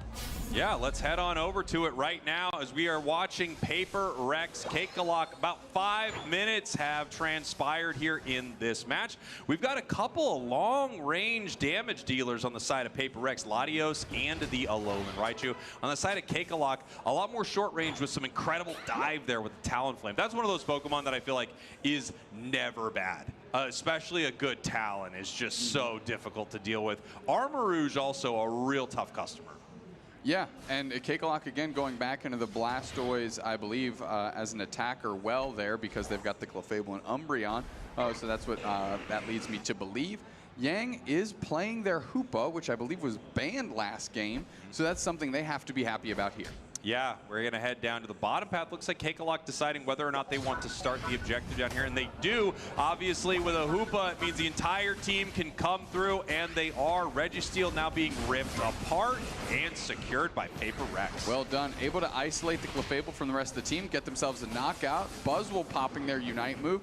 But for good value here is they're able to get a couple knockouts. We'll see how long this pressure continues. Talonflame tries to flame sweep and of course goes straight into a wall, as is tradition. And Solo gets credit for 3 knockouts. And we're finally seeing a Latios that looks like they're online, ready to go, hitting level 12 at 4 minutes. Yeah, this is beautiful for this Latios. Those KOs were fantastic. One thing to notice about Latios' Unite move is it's not always the most stellar Unite move when it comes to getting a knockout. It's nice. It, hits multiple targets. It'll go through anything to hit that main target. But the big thing is it lowers its cooldowns considerably. So you see Dragon Pulses go at a very, very quick rate, allowing you to build up more stacks, but more importantly, that being your finishing move in a lot of these fights. With that Latios so ahead, so fast, I feel like this is going to be extremely difficult for Cakealock. I agree. One thing we're seeing out of these Eastern teams, the way they're playing this Hoopa, is Eos energy priority. They're almost like just picking up, we saw Yang go down here, make sure they were nabbing all that Eos energy. Yesterday we were watching a Hoopa just score 1, 2, 3, 4, 1, just small little pennies into the baskets just to make sure they've got good vision and they're keeping an eye on their squad. Another flame sweep just to get out of dodge. Not sure if it hit a wall, but I'm pretty sure it did. Yeah, nice little eject button right there for Paper Rex, but that does mean that their eject is down for the next 70 seconds, right? So it's something that Cakealock knows. However, it's just about the right timing for Rayquaza, so they should have it back for a big fight. Talon was going in. Their job, of course, is to hit that Latios, see what they can do about flame sweeping it back to their side of the map. If they can make that happen very quickly in one of these fights and they don't have that damage tool, they can definitely take a win right here. And if they do, Doob Snacks, Paper Rex is heading home. Okay, we've got the Hyperspace Highway open. Maybe just trying to put the fear into Cakealock that there's going to be a big rotation, but instead Paper Rex is going to take the basement Reggie. They're going to open up the portal again, but Cakealock push continues, and they might be able to cut off Cakealock going back through the middle. Yemu's looking for a target. Rebongs goes for the engaged block, actually creating separation instead of engagement. Yeah, and here we go. We have, Cakealock in position around the Rayquaza pit. There is a possibility that Paper Rex actually just goes for this Rayquaza right now with 1 minute 55 seconds left. We're going to see what they want to do here. Ray is already at half. They are continuing this fight. There's the flame sweep. They move in. The block is there isolating, and they're able to catch out Nadiza there. Are they going to get the knockout? They do. The pressure is going to build off that. Yemu looking for Talonflame, who flies and secures for Cakealock. Now they have to go score. Yemu trying to take down Sunsage, who is just going to catch them in the flame wheel that they've got around them and get a knockout. And it looks like this one is Cakealock's. It does look like it's Cakealock's. They were able to score, but they have no more Rayquaza shields. We do have a Hoopa on the side of Paper Rex. There's a possibility they can come back. They're only down by 100 points. Now, Blastoise is going to try to put in 30 right here. Snorlax is going to stop it. Buzzwole's coming back. Latios is back. Alolan Raichu has 10 seconds on the clock. We have a minute left. While this was an amazing fight for Cakealock, they weren't able to put enough points on the board. I don't think they have any more Ray shields. I haven't seen the Clefable. I believe it went down. So I have to assume that there's an opportunity for Paper Rex here, but them peeling away from the home goal zone does mean that Cakelock can counter score, which they're looking to do right now with an insane amount of points. Yeah, I mean, tons of points going into the home goal zone, and that's the green light for Paper Rex to try and get and match the volume of points that are going in. As we are split screen here. I love this. We got the draft here. We've got the end of the match right here. 336, 548. Cakelock still up right here. I think that was the exact right play from them. The 3-player sneak play to continue scoring as Cakelock is going to win this 2-0 against Paper Rex and move forward in our bracket. And now around us, we've got the draft between Zeta and High Five. Let's talk about that. Zarina finally earning themselves a ban here. Latios banned as well. Dodrio and Buzzwolf all on the chopping block, which means Zeta Division has the opportunity to cobble together themselves a Zora home video. Wow. They do. By Singapore. I feel like if there's a Dodrio ban, High Five. Thailand. Meanwhile, Thailand moved on. They're going to try to steal this for their own. Obviously, even if they're not as proficient as the other side, they will be taking away one of their best weapons. However, they don't do it. Plays against Ho-Oh. Okay. So Zeta Division on the button here. They have an opportunity to take that combo if they'd like. High Five trying to eat more value, right? Get other high octane picks so they can maybe nab it later. As Rom goes back to the Leafeon and Vitobo is strolling through the roster here. And are we going to see? No. Okay. Switching, quickly grabbing Garchomp. You know, the interesting thing that we're seeing right here is they still have the ability to hide this. Yes. They have 2 picks left.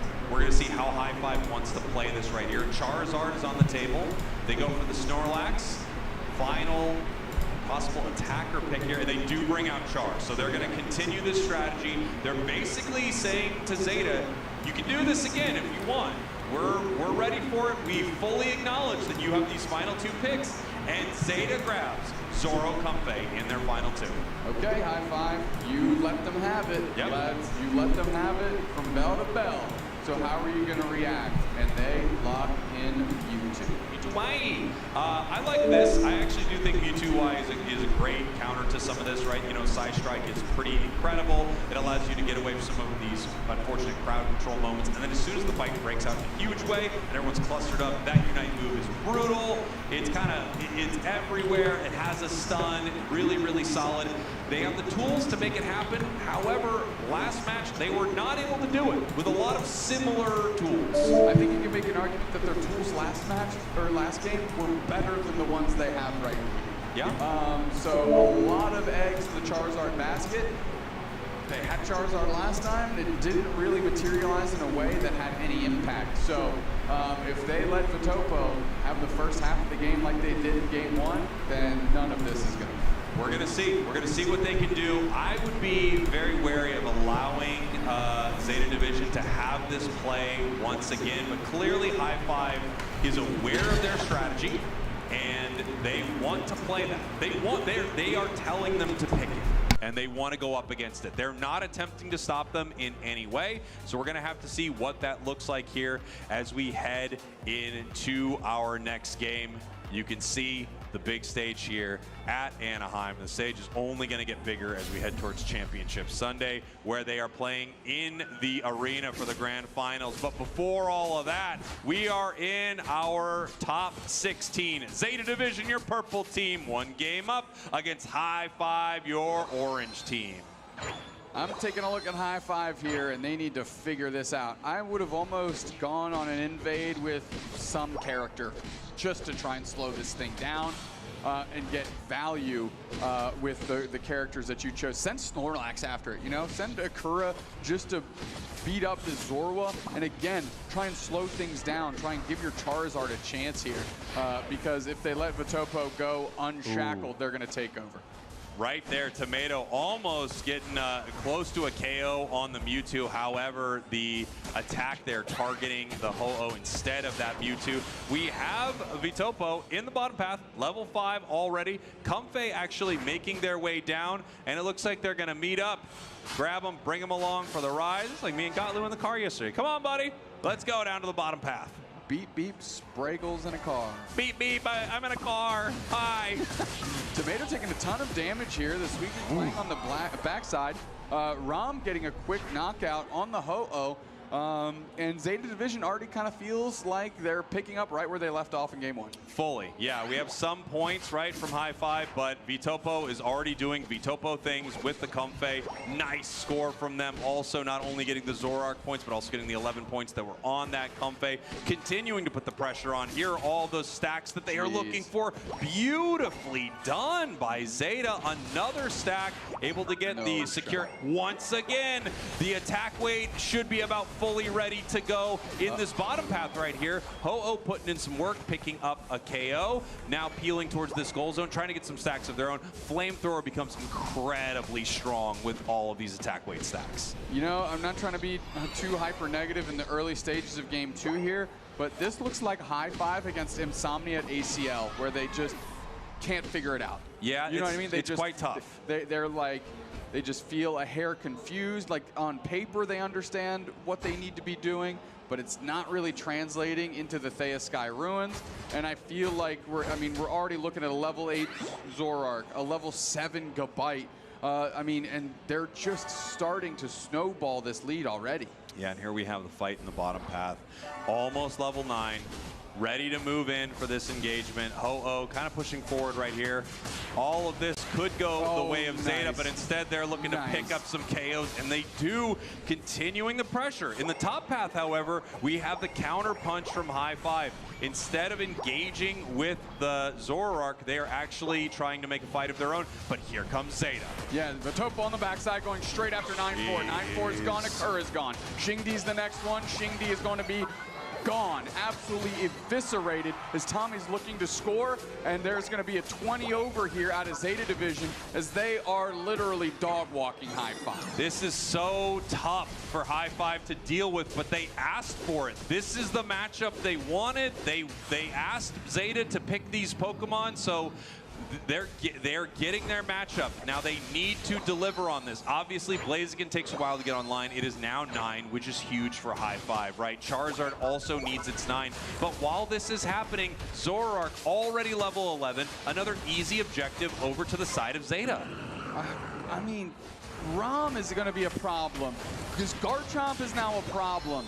Like, High Five just doesn't have enough in the tank. They're so focused on Vitopo that they're looking to get nickeled and dimed by everybody else, and that's when the big dollar bills Vitopo's coming through, and they're making purchases themselves. And those purchases are High Five's health bars. Wow, they actually get away with that.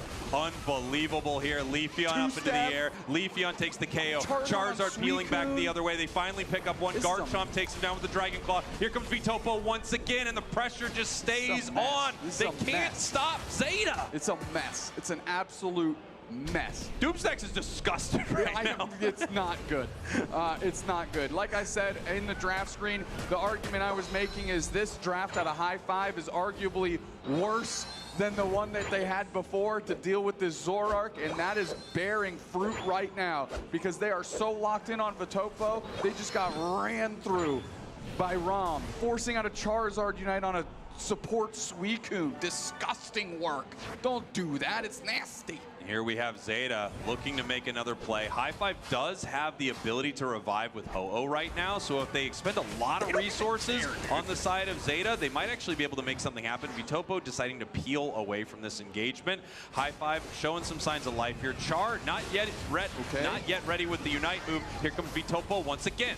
Flowery Fields forever, enough to top off Vitopo, and here comes the rest of the squad. Tomei engages. They're going to get a res up here, and is that going to be straight into the power nap? Well, can they actually convert into a knockout here? It seems like they're throwing everything in the kitchen sink at Zeta Division, but all they're really managing is to stay alive. Tomato finally goes down for all of those resources and all of those Unite moves. High Five got 1, support Suicune. Embarrassing. At least they're able to create a position around this Reggie steal. Regieleki moving top. We actually have a little something going on here from High Five. They get the secure. They're looking towards this tier 1. Ho-Oh in the top path trying to deal with this Reggie. However, 3 members of Zeta are moving up to the top path. Garchomp Unite move right up into the air from the Charizard with the counter here. And they're trying to make something happen, but Garchomp actually ripping through them. I mean, okay, the way that what Zeta Division was doing right there is the Garchomp heavy engages so that they can't base and let Vitopo smash through the top path and close out another goal zone. This was an executed strategy. Tomei knew their role. They went in, they bought time, and Vitopo cleaning up the trash at the top path. Holy, Zeta Division is miles ahead right now. They are cooking right now. I mean, this is so tough for High Five. Their Blaziken's 11. At least their Charizard actually really solid level-wise at level 13. Vitopo almost at 15. We're 14 and a half here at 3 minutes. We can easily see at level 15 Zoroark for Rayquaza on the side of Zeta Division. Moving back in for another fight. The Emerald 2-step trying to pick up a KO right here. Charizard getting frozen, but able to peel back towards this goal zone. I don't know if Zeta wants to continue a fight like this. We're going to see. Vitopo actually hanging out. They're going to try and flank this Charizard and Xingdi here. They're going to go straight in. They realize that they've been exposed. Blaziken is going to try to kind of scissor kick their way back. Vitopo bails as the Comfey is gone. But now, this is High Five's moment. They have to do something. They have to take down Tomato. They have to close this goal zone.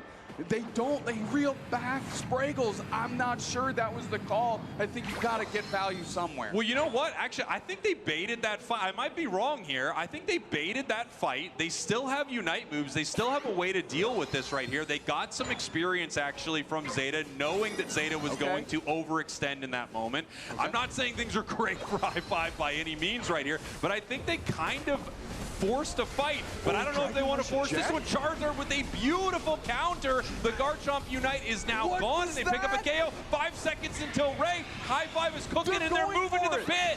Oh, Ram is down. Ram is gone. Zeta Division fumbling the bag at the 1-yard line, and now it's all on Vitopo and Tomato. They have to convert. They have to 3v5 this. They have to go in. 9-4 is low. Charizard is gone. Rayquaza's at half. Tomato's on the backside, big side. Big Suicune Unite follow-up. The res! But the res is there. Is it going to be straight into a power nap? C-Ray is going to pick up the trash.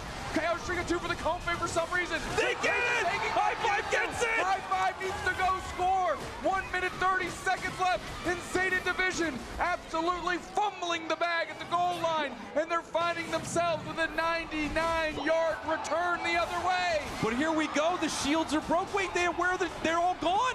They took them all down. Zoroark Comfey peels and scores for 1191. I don't think there's a single shield left unless that Snorlax is holding 50 with a shield right now. But I would think if they were, someone would be around them protecting them. No!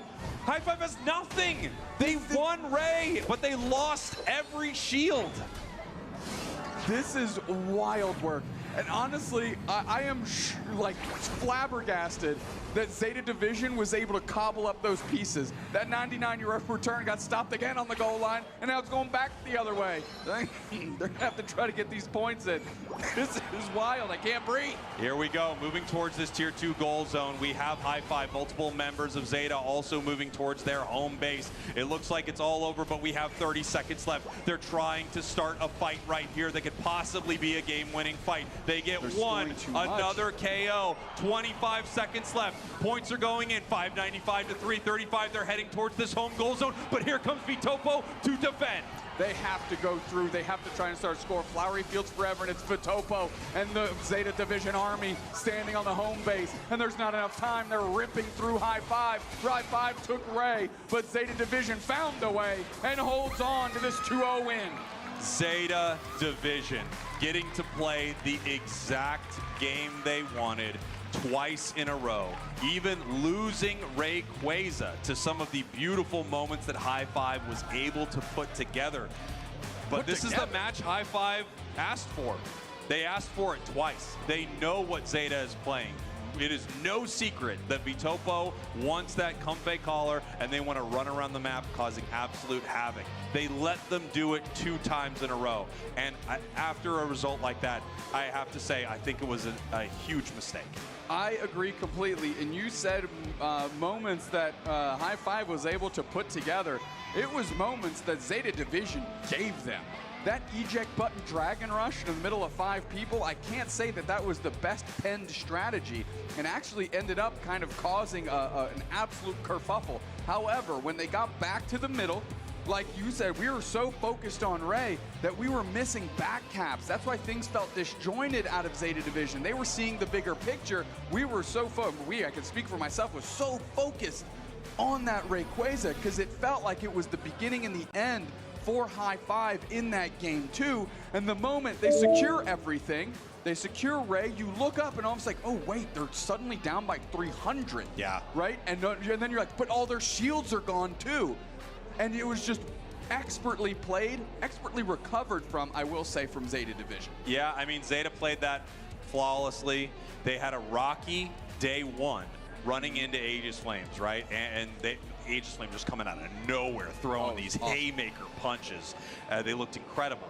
Now you head into day 2. Zeta is in peak form, and a team that could easily have got to grand finals. High Five, a team that a lot of us thought, wow, this team is going deep in this tournament. Yesterday. What's that? They 6-0 yesterday. 6-0 in groups, looking way better in groups than some of these other squads. Goes down to Zeta. I have to say, a lot of these games are won and lost in draft, of course, right? Yeah, you're taking away options from your opponents. You're putting yourself in the best position possible. I don't think giving Zeta exactly what they want and trying to counter it was a call. You got to take game part 2, of it, right? Yes. You can make an argument that game 1, 1. I mean, they got so many things, like so many tools. They got the Charizard, the Espeon, the Zarina, a bunch of solo Unite moves that can focus and catch this Zoroark.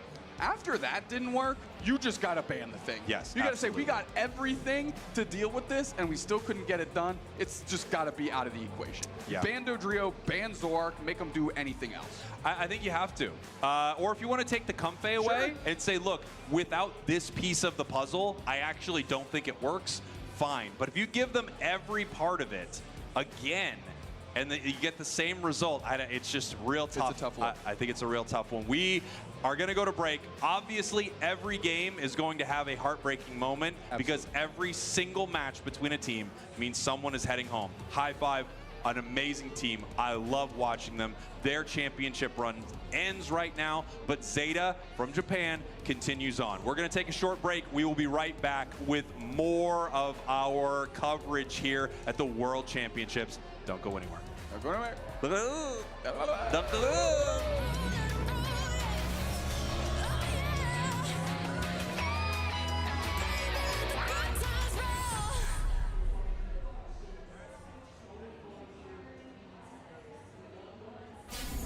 Welcome back to Meet the Casters, everybody. I am Zoinks, joined with Kello, a fellow Unite commentator. We're going to be asking a few questions so you can all meet the casters a bit more. So, Kello, first question, as always, what's your favorite Pokemon? Sylveon is my favorite because she is the cutest.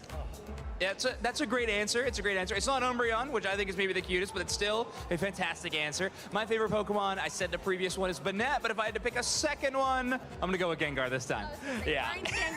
Yeah, this time I got to go with it. Okay, so for the next question, Kello, you've gotten the chance to do a few of these World Championship broadcasts. What is your favorite memory from any Pokemon World Championship?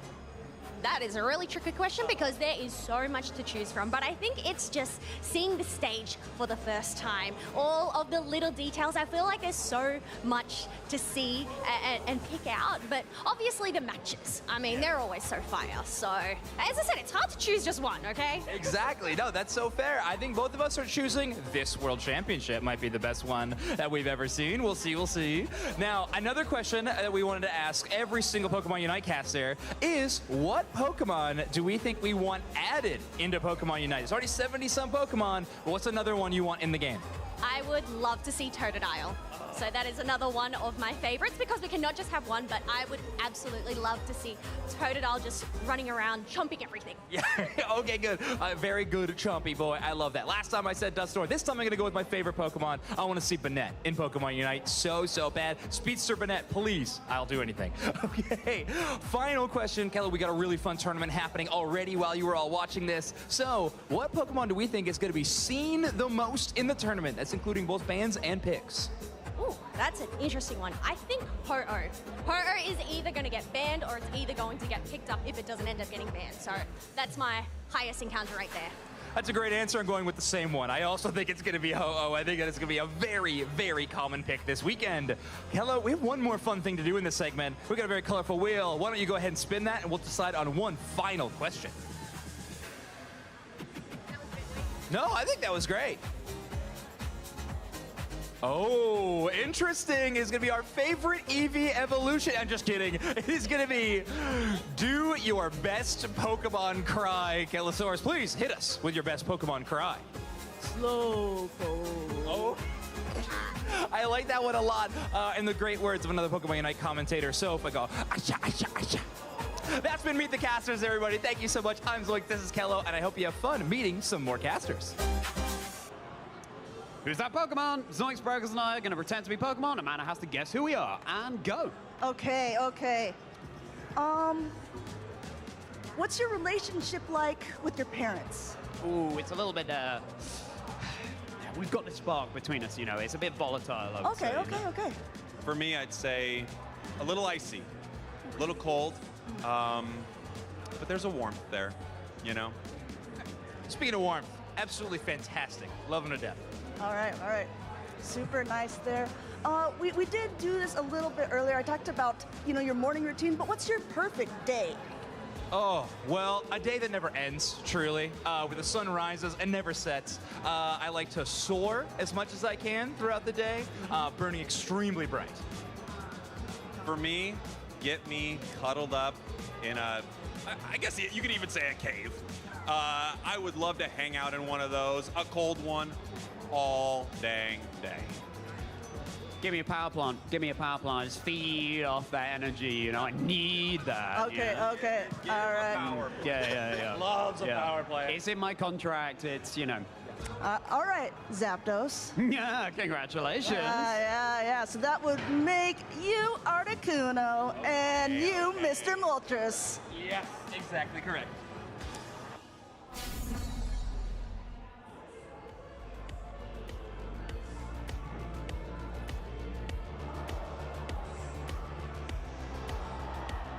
Of competition of day 2 of the competition, of course. Right, we have here Sopchan and Bridget. Have you been enjoying the show? It's been incredible. Seriously, some of the best date games I've ever been able to see in person, especially. I'm having a great time. So I assume that you were here yesterday as well. So what was your favorite moment? Oh, Nouns beating Paper X. Sorry, Paper X, I know they just got knocked out, RIP, but I had my noggles on. It was incredible. Really, really great performance from both teams, but getting the Nouns win, I felt something. Yeah, so you're wearing the Nouns glasses, so you're definitely excited about that one. And how about today? You're looking forward to any match in particular? There's definitely going to be amazing games today, but I'm actually excited to see Cage's. Do you know what's that? Really The Osha? yesterday.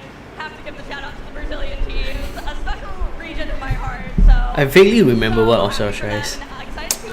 I gotta watch more of the Pokemon anime. In my heart as well. And then Bridget, tomorrow we're heading into the arena, Anaheim Arena here at the Convention Center. How do you feel about that? Like, it's the first time we're ever going to be in the arena. Yeah, it's our first finals on a Sunday, and it gets to be in the arena. I'm very, very gassed. I cannot wait. Damn! You got it right. I'm going to go back to the casters as we get ready for our next game.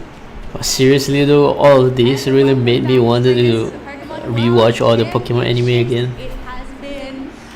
How many seasons have it been? I wonder. Is it longer than the One Piece series? Or the One Piece series is like longer than Pokemon? I agree with Bridget. Aegis Flames, they surprised us yesterday, and they could be another team to surprise us if they knock out Insomnia. Well, that's the thing. It is the Pokemon World Championships after all, and it's expect the unexpected. You cannot underestimate any team that has made it here this weekend. So we'll have to see what role Aegis Flames end up going up against Insomnia. But let's take a quick look at our bracket so far. We have Team EX being able to defeat Orange Juice's 2-1. So they are moving on through, and they're actually going to go up against Zeta Division, who have defeated High Five 2-0. Otherwise, we have another one complete there, Danielle. Yep, and then as you can see towards the bottom, we had K-Galog eliminating Paper Rex 2-0 in that matchup, which I think for a lot of people Might be longer. a big surprise. Yes, we knew K-Galog was a very formidable team, but to 2-0 Paper Rex, that's a statement. If for sure, I'll last So One K-Galog, Piece. they're going to have to figure out who their opponent Still is going ongoing, to eh? be. It'll be the winner Considering this, between the Jack game and story Sancho itself still ongoing. which is going to be happening later today. So very The Thailand team won 2-0 against Singapore. Zeta Division, the Japanese team won 2-0. who are the top two teams right here for Pokemon Unite? I mean, the fact that we started at 27 teams yesterday for our group stage, down to the top 16, and we only end up remaining with 2 at the end to go on to tomorrow, and then obviously, well, it's 1. You've got to do the math, okay? That works out. There's only 1 champion here at the Pokemon World Championships of Pokemon Unite, okay? Absolutely, but we still got to chop the teams down. We're still got to figure out who's going to be the best, and unfortunately, we do have to say goodbye to somebody in this best of 3 series. And the question is it going to be Aegis Flames or is it going to be Insomnia? And I think a lot of us are kind of questioning who's the strongest. Oh, Insomnia is the Everyone knows who Insomnia is. They are the ace. okay, Aegis Flames is pretty good. Like after watching the game, but I still want Insomnia to win just because they are a Japanese team. Pokemon won't go away ever. Actually, I have to agree because the way they create it, I don't know. It's like both. Basically, people of all age like them. For the older people, it's more of like a nostalgia kind of thing. But for the younger people, it's like they are it's an in thing, right? So it's pretty amazing, man. Pokemon. All smiles, and I asked him like, thoughts if you got Zeta Division tomorrow, and he was like, oh yeah, we can totally beat Zeta Division. That's not the matchup. They've got Insomnia first, but I mean, I love the two already coming from Aegis Flames. Yes, they are definitely coming in confident. I did bump into them this morning as well, asked how they felt, and they said they're feeling great. So, you know what? Confidence, that is part of the key to success when it does come down to the Pokemon World Championships. Oh, they're here.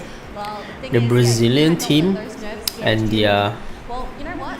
Aegis Japanese Flames team. mentioned huge upsets yesterday, being able to defeat Zeta Division, and well, that was one of the Japan representatives. Are they able to take down the other Japan representative, being Insomnia? I would argue Zeta Division was the better team if you were to compare Zeta to Insomnia. Now the thing is, like, yeah, they beat Zeta already, but we have to remember there's a potential opportunity for them to go up against Zeta again. And because it's potentially a rematch, if this does end up happening, they don't have the element of surprise anymore, right? They've already kind of revealed their hand at World. So you kind of have to have something in your back pocket or maybe on your head going into these matches, as we do have a man across there on the side of Aegis Flames and also the Zera. Yes, absolutely. We've got to bring the Zera aura on to that desk for you for that luck. We obviously saw the Mattis go in with an incredible match with that Zera aura yesterday. So we'll have to see whether it ends up being let through. I mean, there's also, you know, the decision of bans. Insomnia thinking of going safe, or do you think this is where the respect bans might come into play? Okay, so this is a question I think we have to kind of direct at Insomnia and how comfortable they feel playing up against the Zera. Because of course it is a very unconventional Pokemon that you don't normally see in the competitive scene. It's very niche, it fulfills a very particular role, and because you're not screwing against it very frequently, sometimes it can really catch you off guard. They're the ones I love to see. Yes, absolutely. Now, keep in mind, this is not a Pokemon that is foreign to the Japanese scene. We do actually see quite a few Zeras kind of popping around here and there, so the region is rather familiar with the Pokemon. So, just going off of what I know from the Japanese region, I wouldn't be surprised if Insomnia maybe leave it in the pool for now. They have acknowledged that this Pokemon exists and that Aegis Flames can play it, but maybe Insomnia, when they're drafting, they pick up a few Pokemon that are going to counter a Zera if it still appears, because we also have to, remember there are some really strong Pokemon that are overperforming at Worlds this year that probably, they kind of deserve bans compared to a Zera.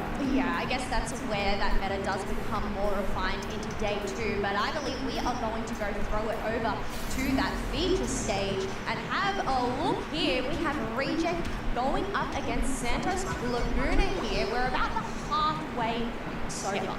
This game is live as well, folks, so the winner of this set will be playing up against Kakalok in their next round. So we'll have to see who's going to be able to take you know Team Reject, the one on the left, they defeated Luminosity Gaming. But Luminosity Gaming still qualified for the playoffs because they were the second in their group stage. So, damn, can you imagine? Like a non-champion Japanese team defeated the all-time favorite champion Luminosity Gaming. That's insane. And yet they're fighting not on the main stage. Against Santos Laguna, who's like pretty much a nobody. I guess that's why they're not fighting in the on the main stage.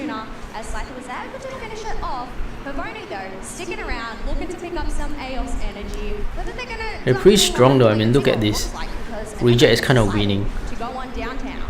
Yeah, those stacks are very important on the club table, but down bottom we are going to be seeing that fight for that Reggie. The Armor Rouge has been called queuing. Oh no, he's down to half health. This could absolutely start cannot move at all, and already down. It's going to be a 4v4. They keep on with that Scyther, and we hit another Pokemon on the ground. That Buzzwole going to be the next one to follow. Now, unfortunately, the support came a little bit too late there, and as you can see, the Scyther securing the Reggie there for Santos, so they now have a defensive bonus.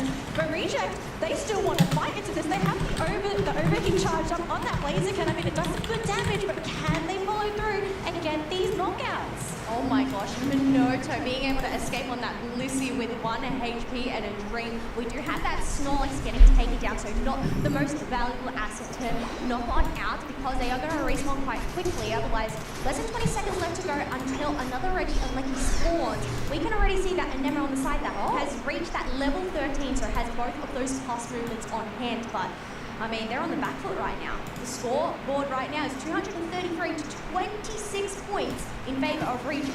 Now we have to remember as well, Scyther, although a very powerful Pokemon, can be knocked out if it is locked down by a strong move. The Buzzwole, they're going to be starting the fight there for Reject, and immediately the support is down on the side of Santos, as well as the Aegis Slash. It's just going to be the Scyther, Snorlax, and that Mewtwo Y to stick around for the team. It's a 3v3 there. We have Pewee wanting to come back into that fight. Haruto desperately trying to catch up to that Mewtwo, but unfortunately just isn't able to last. No!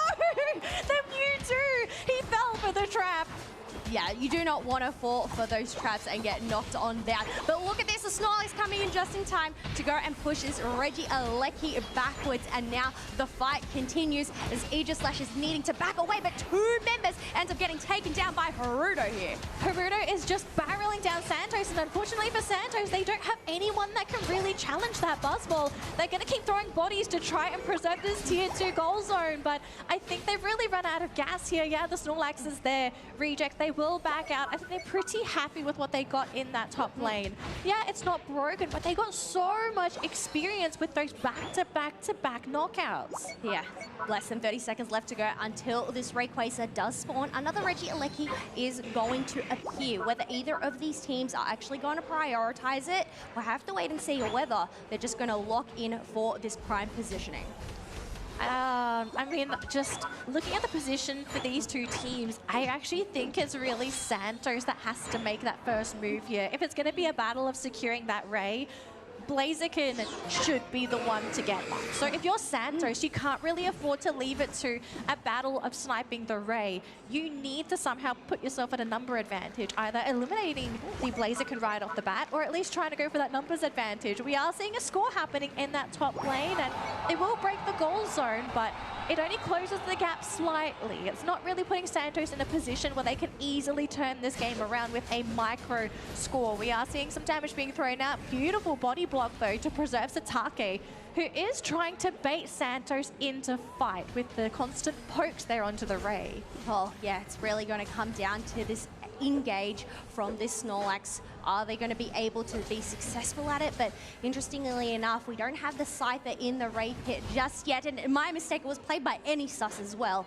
I've read the wrong name there, so my mistake. Otherwise, we do have Hitman hitting this Rayquaza from the back line, but Satake has gone and thrown a focus blast to ward them off.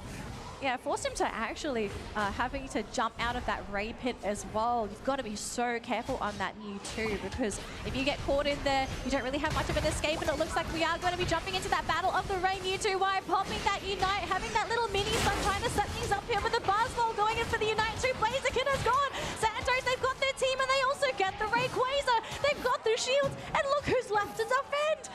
Nobody's home. No one is home. No one is here to defend. All of these dunks are going to rain on through, and that is going to allow Santos Laguna to make a catch up because, well, they're all still on cooldown. That's a game number 1 locked in for Santos Laguna against Reject as well, putting them just 1 game away from advancing in the competition. And for Reject, now you're in a desperate situation because you have to win the next 2 games. Otherwise, you're at risk of being eliminated from the competition. I guess that's the risk when it comes to day 2. It is single elimination, so every game makes a difference. But otherwise, that feature stage there, we will have the next matches all set up for you on that main stage very, very shortly. But I guess in terms of what we just saw from that match, Suicune, that is something that we saw a lot of yesterday. What are your thoughts on this Pokemon?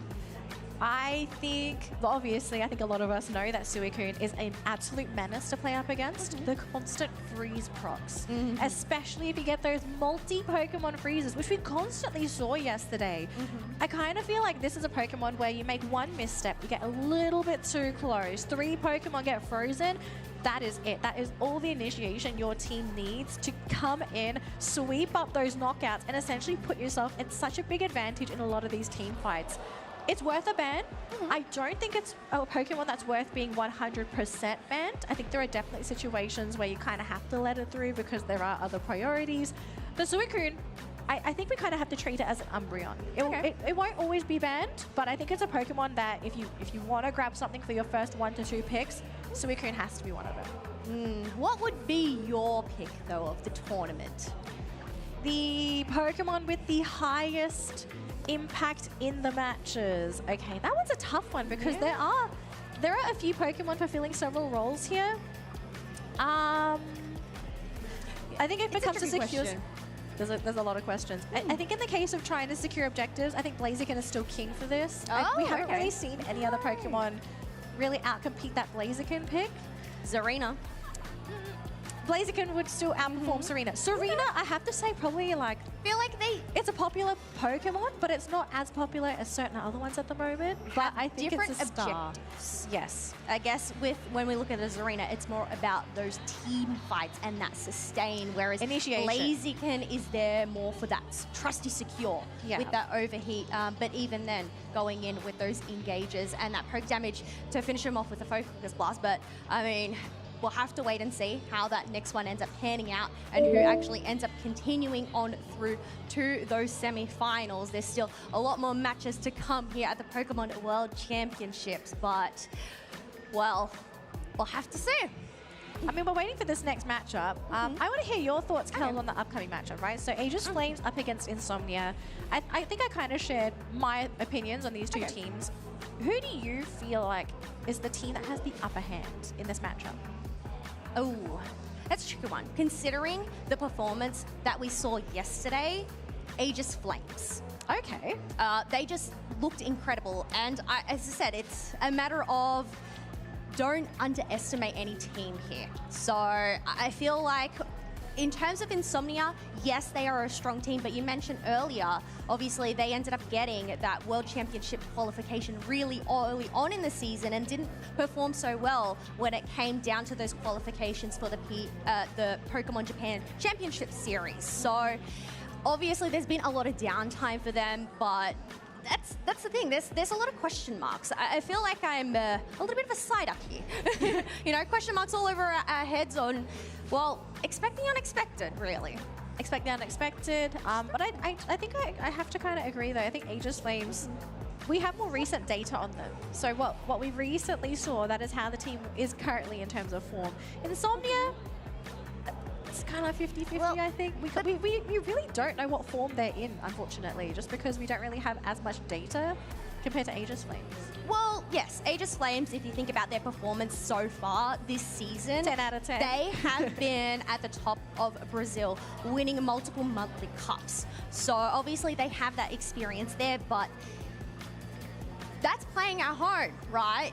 When it comes to the world stage, it's a completely different environment. There are so many other things that come into play. So it's a matter of, well, which team can really just lock in and lock down and take down the other team.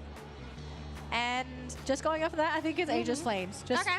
Just after speaking to Mets, you know, he's just, I don't know, just exuding a lot of confidence. And it's a case of like he doesn't really care who he's going up against, or at least that's what it seems to me for the team. They are just very, very comfortable against all of their opponents. Now, we do have some stats to share with you folks at home on the screen right now. So, top Pokemon by encounter rate. This is how frequently Pokemon are being picked. And, Kels, I'm glad you brought up the Suicune question because it is the most picked Pokemon here at the Pokemon World Championship. A whopping 93% with 67 encounters so far. And this also includes bans. We've just been informed. So, it's picked and banned. So very high demand Pokemon. It's a blue Umbreon, if you kind of want to think about it.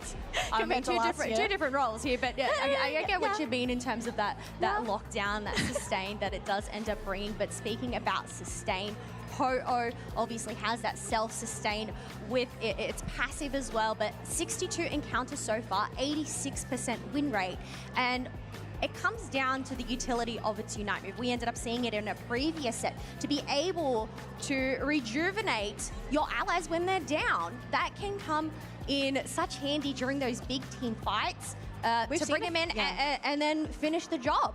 We've seen it a few times as well, and it's not a case of the Ho-Oh waiting for the entire team to get knocked down, then coming to save the day with the giant team revive. But we've seen games where Ho-Oh will revive a single ally just so that they can have that 5v5 happen in the Rayquaza pits.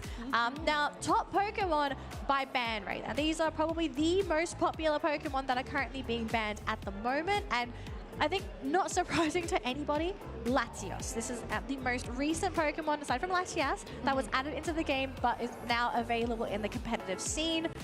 We have seen this Pokemon have moments where it shines, but at the same time, it's not a Pokemon that has that 100% win rate whenever you pick it up. We have seen some teams pick it, and it just doesn't work out for them. I think that's the thing. It's such a late game Pokemon. It really need to rely on your allies in that early game to actually get online and power up that Eos energy. Otherwise, we do have some more Pokemon familiar up here. We had the Snorlax and the Blaziken showing up, but there we go. I said Zarina, highest win rate there, 15 wins, 75%, but not too far behind, obviously completely different role. Eldegoss at 71% with the 17 wins. Feel like Eldegoss was a Pokemon that we saw pick up here and there, but I felt like either a Hooper or a Clefable or a Blissey really tended to shine in the last couple of months. So to see this Cotton Puff come back at the World Championships is actually pretty cool. I would love to know who is playing and winning with the Eldegoss, right? Because we're getting numbers of the Pokemon that wins. Now, there are certain teams that play certain Pokemon very well, and they can inflate those numbers. I am curious if this is spread across multiple teams, or if it might just be one team that's kind of raking in all the wins with that Eldegoss, because we didn't see a lot of this on the main stage. Well, we saw a lot of mixes in terms of supports. Some games, we didn't even get supports, you know? Some teams, they decided to go for double defender. Viable strat, not judging, but yeah, Eldegoss, just to see that number, it kind of makes me think, okay, who's winning with Eldegoss? Well, yeah, just to clarify, those stats aren't just the ones that are on the main broadcast. They're the ones that are played off stage as well. So all of those numbers crunching on down. So I'm not sure whether we'll end up seeing any more Eldegoss here today or not, but Hooper.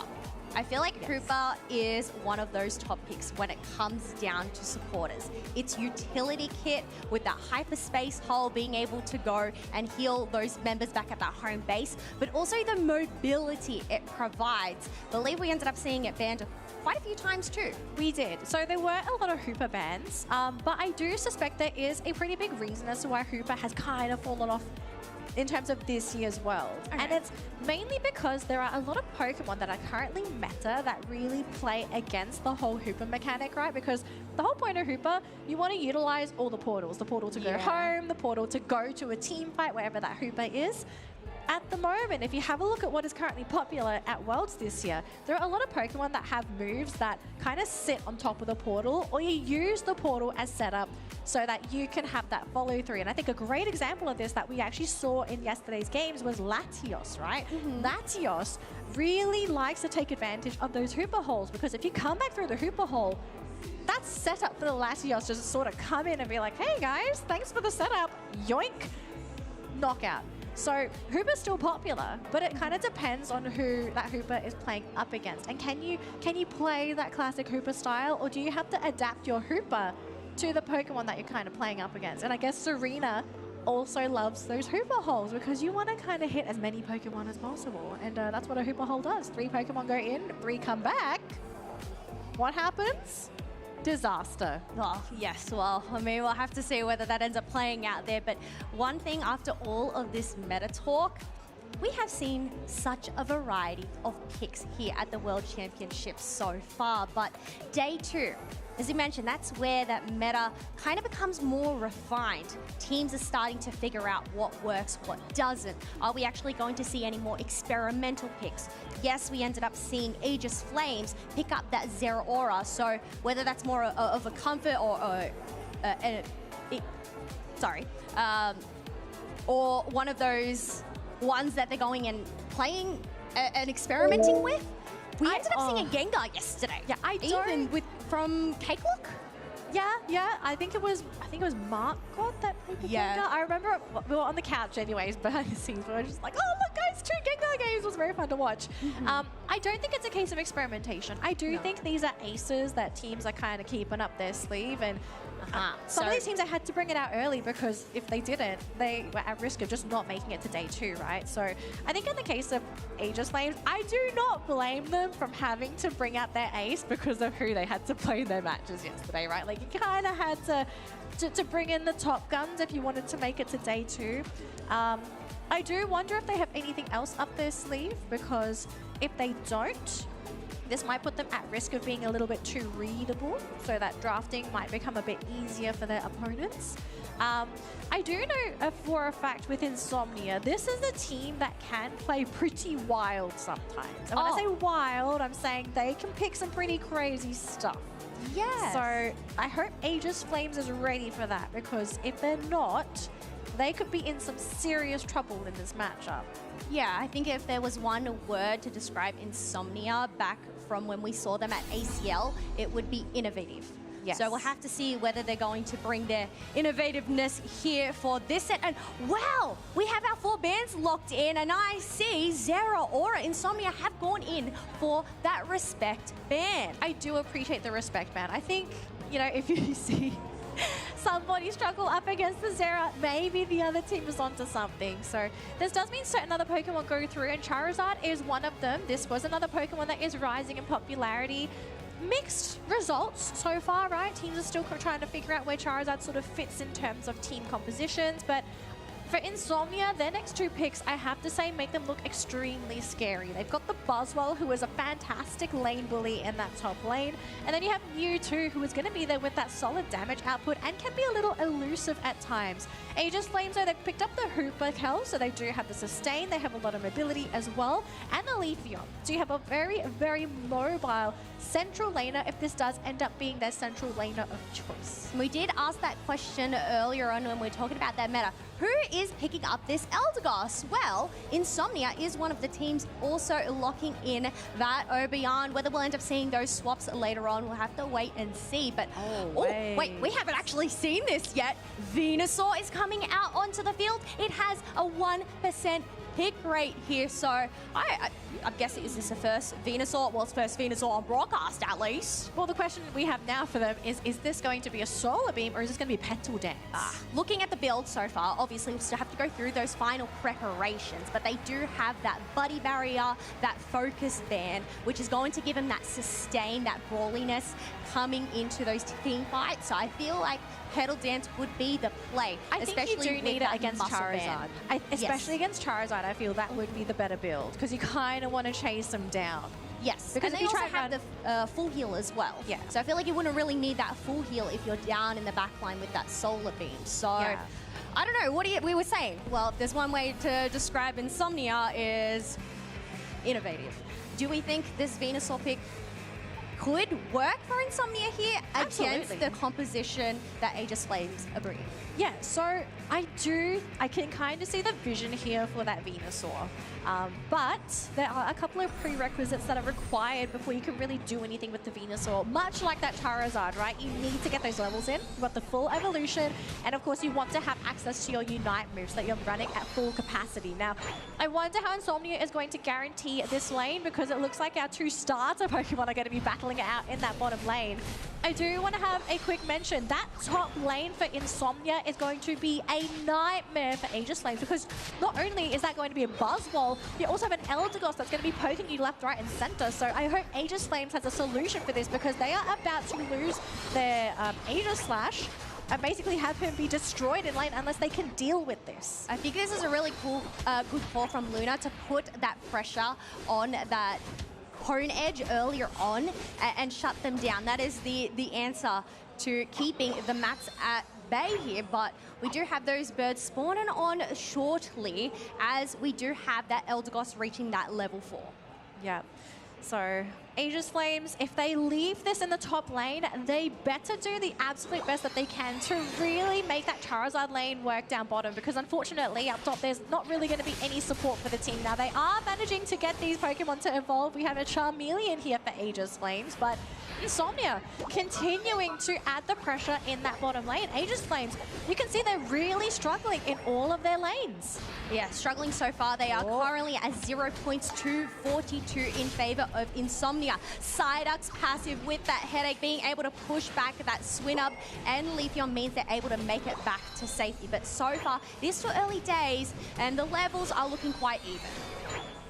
Levels are still looking even, but I do have to say Insomnia, they're doing a really great job just pressuring Aegis Flames, really preventing them from making any kind of aggressive plays happen. They are going to be moving into full experience farming mode there as we have the Ivysaur heading into that central area. The rest of the team, though, is going to try and hold the fort down. We do have the Buzzwole there with the Eldegoss. They had to use the portal on the side of Aegis Flames just so that we didn't have any accidents.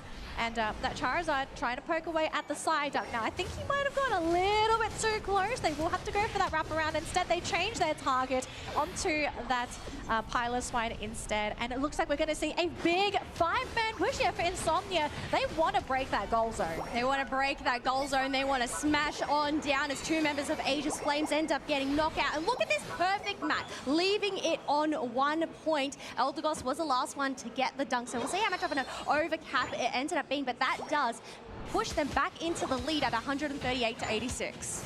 Oh man, this Venusaur is online. It's level 8. It is basically ready to go. And I really fear now for Aegis Flames because just looking at the Pokemon available in their composition, they don't really have anyone that can pop a Petal Dance Venusaur. One of the ways teams typically deal with this, if it's Petal Dance, is that you need a lot of burst damage to basically one-hit KO this Pokemon. Now, Aegis Flames, they have a lot of sustain. They've got damage, but it's not something that's going to be able to pop a Venusaur. So really, the only way I can really see Aegis Flames dealing with the Venusaur, you're either just going to have to win these fights outright, or you need to pick up the rest of the team. And Sun Sun has been caught out, pushed back into the team. Aegis Flames, though, just not enough damage to really finish him off. Arthurs, though, still fighting, will get picked off, as well as the Aegis Slash and Aegis Flames. Now the ones to retreat, taking far too much damage. Another body hits the ground. Liaison trying to get out himself, does get pulled back, and it's just the Charizard, the last standing player here for Aegis Flames. And things are starting to go a little sideways here, Kels. Yeah, we're starting to get that ball rolling. Insomnia have successfully broken both of those tier 1 pads, and that is really going to hinder the maneuverability that we're relying on from that hyperspace hole of the Hooper. They no longer can teleport as quickly there closer to those objectives. And you can just see how scared Aegis Flames is to move around the map as well. They're doing their best to collect experience from wild Pokemon, but the moment they get a little bit too close to Insomnia, you can really tell that they just don't want to have anything to do with the enemy team. Just collect that experience and basically survive up until that late game. But is Insomnia going to really let them do that? Because you see S Slime here, you know, he's challenging Mets, and his health does go down to half, but unfortunately the Aegis Slash, he's run out of damage, he misses there, and now he is going to be chased, slowly whittled down. The rest of the team, though, battling out with that Charizard. They do pick up that Mewtwo, and they get another one as well. The Eldegoss goes down. 2 knockouts there, but at the cost of what? Aegis Flames losing half their team themselves. Yeah, there's just fights left, right, and center here as we have another member of Aegis Flames getting knocked on down. Buzzwole with that 3 KO streak, picking up a 4th with that Charizard. So definitely taking that point lead and that level lead, because Venusaur is now at level 12 as we've just reached that halfway mark. He's huge. Some people might just say, he's only 1 level ahead of everyone else. No, he's huge. This is a big, thick Pokemon. You cannot afford to let that Venusaur literally run away with this game because of it, just how incredibly tanky and how much of a nuisance this Pokemon is, especially once it has access to both of its plus moves. It heals so much. It does so much damage as well. There's very little on the side of Aegis Flames that you can really do against the Venusaur unless you basically 5 versus 1. This Mamo forced to use its Unite move, otherwise it was going to get picked off. You do have the Reggie Alecki moving in that top lane, and it's going to be a 1-for-1, so they do get that Venusaur. Huge pickoff, especially being a level 12 Pokemon. Mistakes being made. I think that is the answer. Try and catch that Venusaur all alone and just go and collapse on it. Otherwise, we do have a collapse towards this tier 2, but 2 members of Insomnia are here to defend. Matties isn't giving up. They're going to dive on in, try to slash them down. Are they going to be successful? The answer is no. And now Reggie Alecki is able to be dealt with, but look at this. We have 4 members of Aegis Flames trying to pressure the bottom pad now. And we already see the Leafeon going down. The chase continues here as they try their best to slow down that Venusaur. And thanks to the Hooper, they are able to keep S-Slime in place. So the damage could have been much worse there. But Aegis Flames, they do walk out with the rest of their team. It's not over yet though, Kels. This game is still close enough for Aegis Flames to be able to still have that victory within grasp. But it does come down to these next couple of fights here. Is it a case of them just basically avoiding fights and waiting for that Rayquaza? Or can they maybe pull off a cheeky play? Can they maybe go for a pickup here and just try to take over the game? It's going to be 2 versus 4, unfortunately, as the Mamoswine does get caught out. Armthrust trying to lead them away from that bottom goal zone. He will go down, but now they have to deal with 5 players. Yeah, this seems to be Insomnia's strat here. Just stick together, be protected by that Petal Dance, rely on that stun from Luna on that Mewtwo, and even that hindrance and displacement excitement that Buzzwell is going to bring to the table. But we do have 10 seconds left until this basement Reggie does spawn. 4 members of Insomnia are ready to go. Aegis Flames, it looks like they're pivoting towards that top half for the Reggie Alecki instead. What's this Reggie going to be? It's just the Regi. So I think if you're Aegis Flames, you have to call this extremely lucky, because if that was the Reggie Rock or Reggie Steel, that buff might have just tilted this game too much in favor of Insomnia. The Reggie Alecki has been picked off though, and is going to start waltzing in that top lane, so maybe that's going to be something that is going to cause one of Insomnia's players to have to deal with this. But you can see both teams, they are prepping themselves for that Rayquaza battle. Actually, a big wraparound from Insomnia. Aegis Flames can't afford to get caught here, Kels. This is the play. You were talking about the answers that they could do, the sneaky dunks. The Reggie Alecki going into the goal, allowing Leafeon to dunk in those double points, and they still have that Hooper might move on hand to bring him back. Oh, they managed to catch the Aegis Slash, but maybe it's going to be a victory for the team instead. No, Mets is the first one to go down, so it's 4 versus 4. Mewtwo on the side also getting caught out. The Hooper has been caught on the side of Aegis Flames. The chase, though, continues. A massive ball of Insomnia chasing after that Mammoth Swine. Charizard to the side there with the Leafeon. Leafeon maybe trying to see, is there a target that they can go for that Unite move on? But everyone is just far too healthy. Charizard doesn't even have access to the Unite move either, so really, all they can do is just chip away with some fire on the side. The Leafeon, they're getting the steal onto the Rayquaza, and maybe this is where things turn. Duosef Bomb being able to steal that away from Insomnia. Now 4 members are down, and the goals are going to come on through because Mewtwo is not able to stop every single one of them. Aegis Flames down the lead, 351 to 190 points. And, well, there goes another 100, Danalee. There goes another 100, another 84 as well in that home base. And we do get another little micro dunk from that Charizard. But beautiful stuff coming out from Aegis Flames, pushing that top lane originally with that Leafeon to score them the points to set them in the lead, forcing Insomnia to take that Rayquaza. And the fact that it's now been denied, the only way for Insomnia to come back, you've got to somehow wipe Aegis Flames within the next 5 seconds, and you're going to have to somehow score 500 points, which with 20 seconds left to go, I just don't see that happening, unfortunately, as you get a huge Leafeon Unite.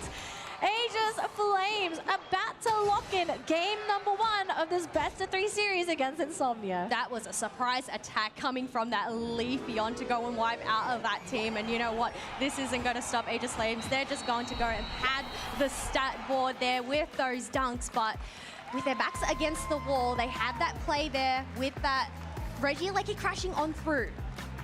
Hyper, the Hooper having their Unite move. It looked a little bit dicey heading on into that team fight, but they somehow made it happen with a huge secure on that Rayquaza.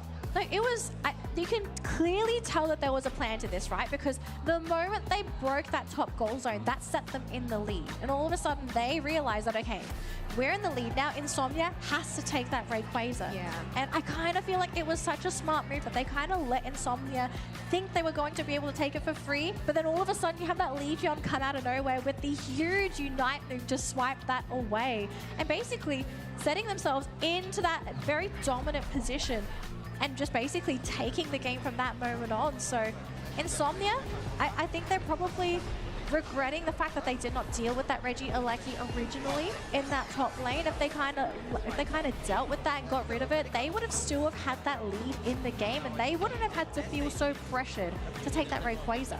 I think that's the difficult calls that members have to make. Do you go and risk it for the biscuit there? And, well, I guess it was a risk that seemed like it faltered, but I mean, timing ended up really coming down as Insomnia, as I mentioned, there was multiple members of Aegis Flames knocked on out from this snowball comp. The snowball comp, as great as it is, you know, at the end of the day, Rayquaza can really just turn this kind of lineup on its head, because you can spend the whole game snowballing, collecting points, but unless you're 600 points over your opponents, Rayquaza is not going to win you that matchup. So I think if you're Insomnia, you know, their plan, it was solid. It was just until they kind of had to deal with that Reggie Alecki, they just didn't make the right decision there. I think things would have been much different if they didn't put themselves at that point deficit by letting it crash through and letting that Leafeon score. But we do have our MVP from that match. do games. They're playing that Charizard, dealing 93k damage. And one thing I want to point out as well, this cursed bangle to go and hinder the healing from Insomnia, and that Eldegoss, I think, really paid dividends. It did. I actually think it does really pay off for teams that really rely on that healing. But folks, as we are getting ready for that next game, I do believe we have a bit of a quick update here with Soph. Let's head on over to the stage and see what's happening with Soph. Well, Kelly, what we have here is on the B stage, we saw Santos Laguna and Reject Gaming. And we know that you guys covered a little bit, but I have the updates on how that series actually ended up. And it was a 2-0 dominant release sweep for Santos Laguna. So our Latam North representatives beat the Reject Japanese team. And it was very interesting as well, because the first game, there was a bit of a lead that we saw coming from Reject in the early game, but then just the micro and the way that Santos Laguna were playing in those team fights was definitely spot on. And for game 2, I saw this beautiful play on Rayquaza, final stretch, and just giving the highlight to the defender and the supporter, for me in particular, because we see them as the Snorlax using a beautiful block to get away the Buswell from the pit. On top of that, you had supporter Blissey on the other side of the pit as well, making sure the enemies was completely isolated and separated from where the fight was supposed to be. So beautiful plays from Santos Laguna and an amazing way to advance into this bracket today. Now, thank you so much, Kelly. Back to you. Thank you so much, So, for that update on that previous match. But as we can see, Santos Laguna are going to progress on through to the quarterfinals, going to take on Kakalaka next. But it is single elimination here for day 2 of the World Championships, which means we have to say goodbye to Reject. Not just Reject, in case people don't know, we also have an update with the bracket. So we've already said goodbye to Reject, Paper X, High Five. We're going to be saying goodbye to so many more teams, but so many big names are already out of the running, Kells. And between these two teams, you know, looking at how things currently are, with Insomnia being behind, they might be the next team to be knocked out if they can't win these next 2 games. Yeah, it is a best of 3 after all, so we'll have to see whether Insomnia can lock on down and take it 2-1 against Aegis Flames. But we do have our 4 bands locked on in. Zero Aura taken away from Mats once again, too much of a threat. Along with that Ho-Oh, Aegis Flames has decided to knock away that Latios because they are in that second pick position, along with that Mewtwo Y, I believe. I do like the poach coming in from Matt. So he's got the Buzzwole in his possession this time. Sniping that away from Insomnia, which I think is really great, because at least that top lane that's going to be a little bit more even. You know, you don't have that Buzzwole and Eldegoss matchup anymore, which is probably one of the worst matchups in that top lane, hands down. But this does mean that Insomnia, they are going to go back for that Blaziken. We didn't see this Pokemon in our first matchup, and this one can be a bit of a nuisance as well, because if you do feed the Blaziken, don't feed the Blaziken. Oh. It is a terrifying Pokemon. But Gengar, S-Slime? Yeah. Really going for the Gengar, okay. That is really interesting. We did end up seeing Gengar yesterday, played by Kakalaka, but it looks like Insomnia are going and trying this one out. I'm really interested to see what they end up bringing to the table with it. Thing that they have to worry about is, yes, they have to make sure this Blaziken gets online, along with this Gengar being those late scalers. But, well, this is another Pokemon we haven't really seen very often, Cerulege. Yeah, so Cerulege is making a slight comeback, I feel, right? Because there was a time and place where this Pokemon was the in thing. It got hit with a couple of nerfs, kind of fell off in terms of popularity, but it is coming back. I have to say, I feel like this is a Pokemon I see quite a lot in like the Brazil and Latam region. They really like to play this Pokemon. So to have this here, I hope Insomnia is ready to deal with this, because Cerulege has just not been played in Japan recently. This is I guess like a forgotten Pokemon after the original Cerulege moment meta. So I hope they're ready to deal with this. But the thing is, like, S-Slime, Gengar, I don't know if you want to be dealing with a Cerulege. Well, I guess that's a benefit with the Cerulege. If they do end up going with that Phantom Force moveset, they're able to go invulnerable as they dive underground. And even then, with its Unite move, if Aegis Flames are caught on out, Insomnia caught on out as a bunch, that Revenant Rend can shred on through.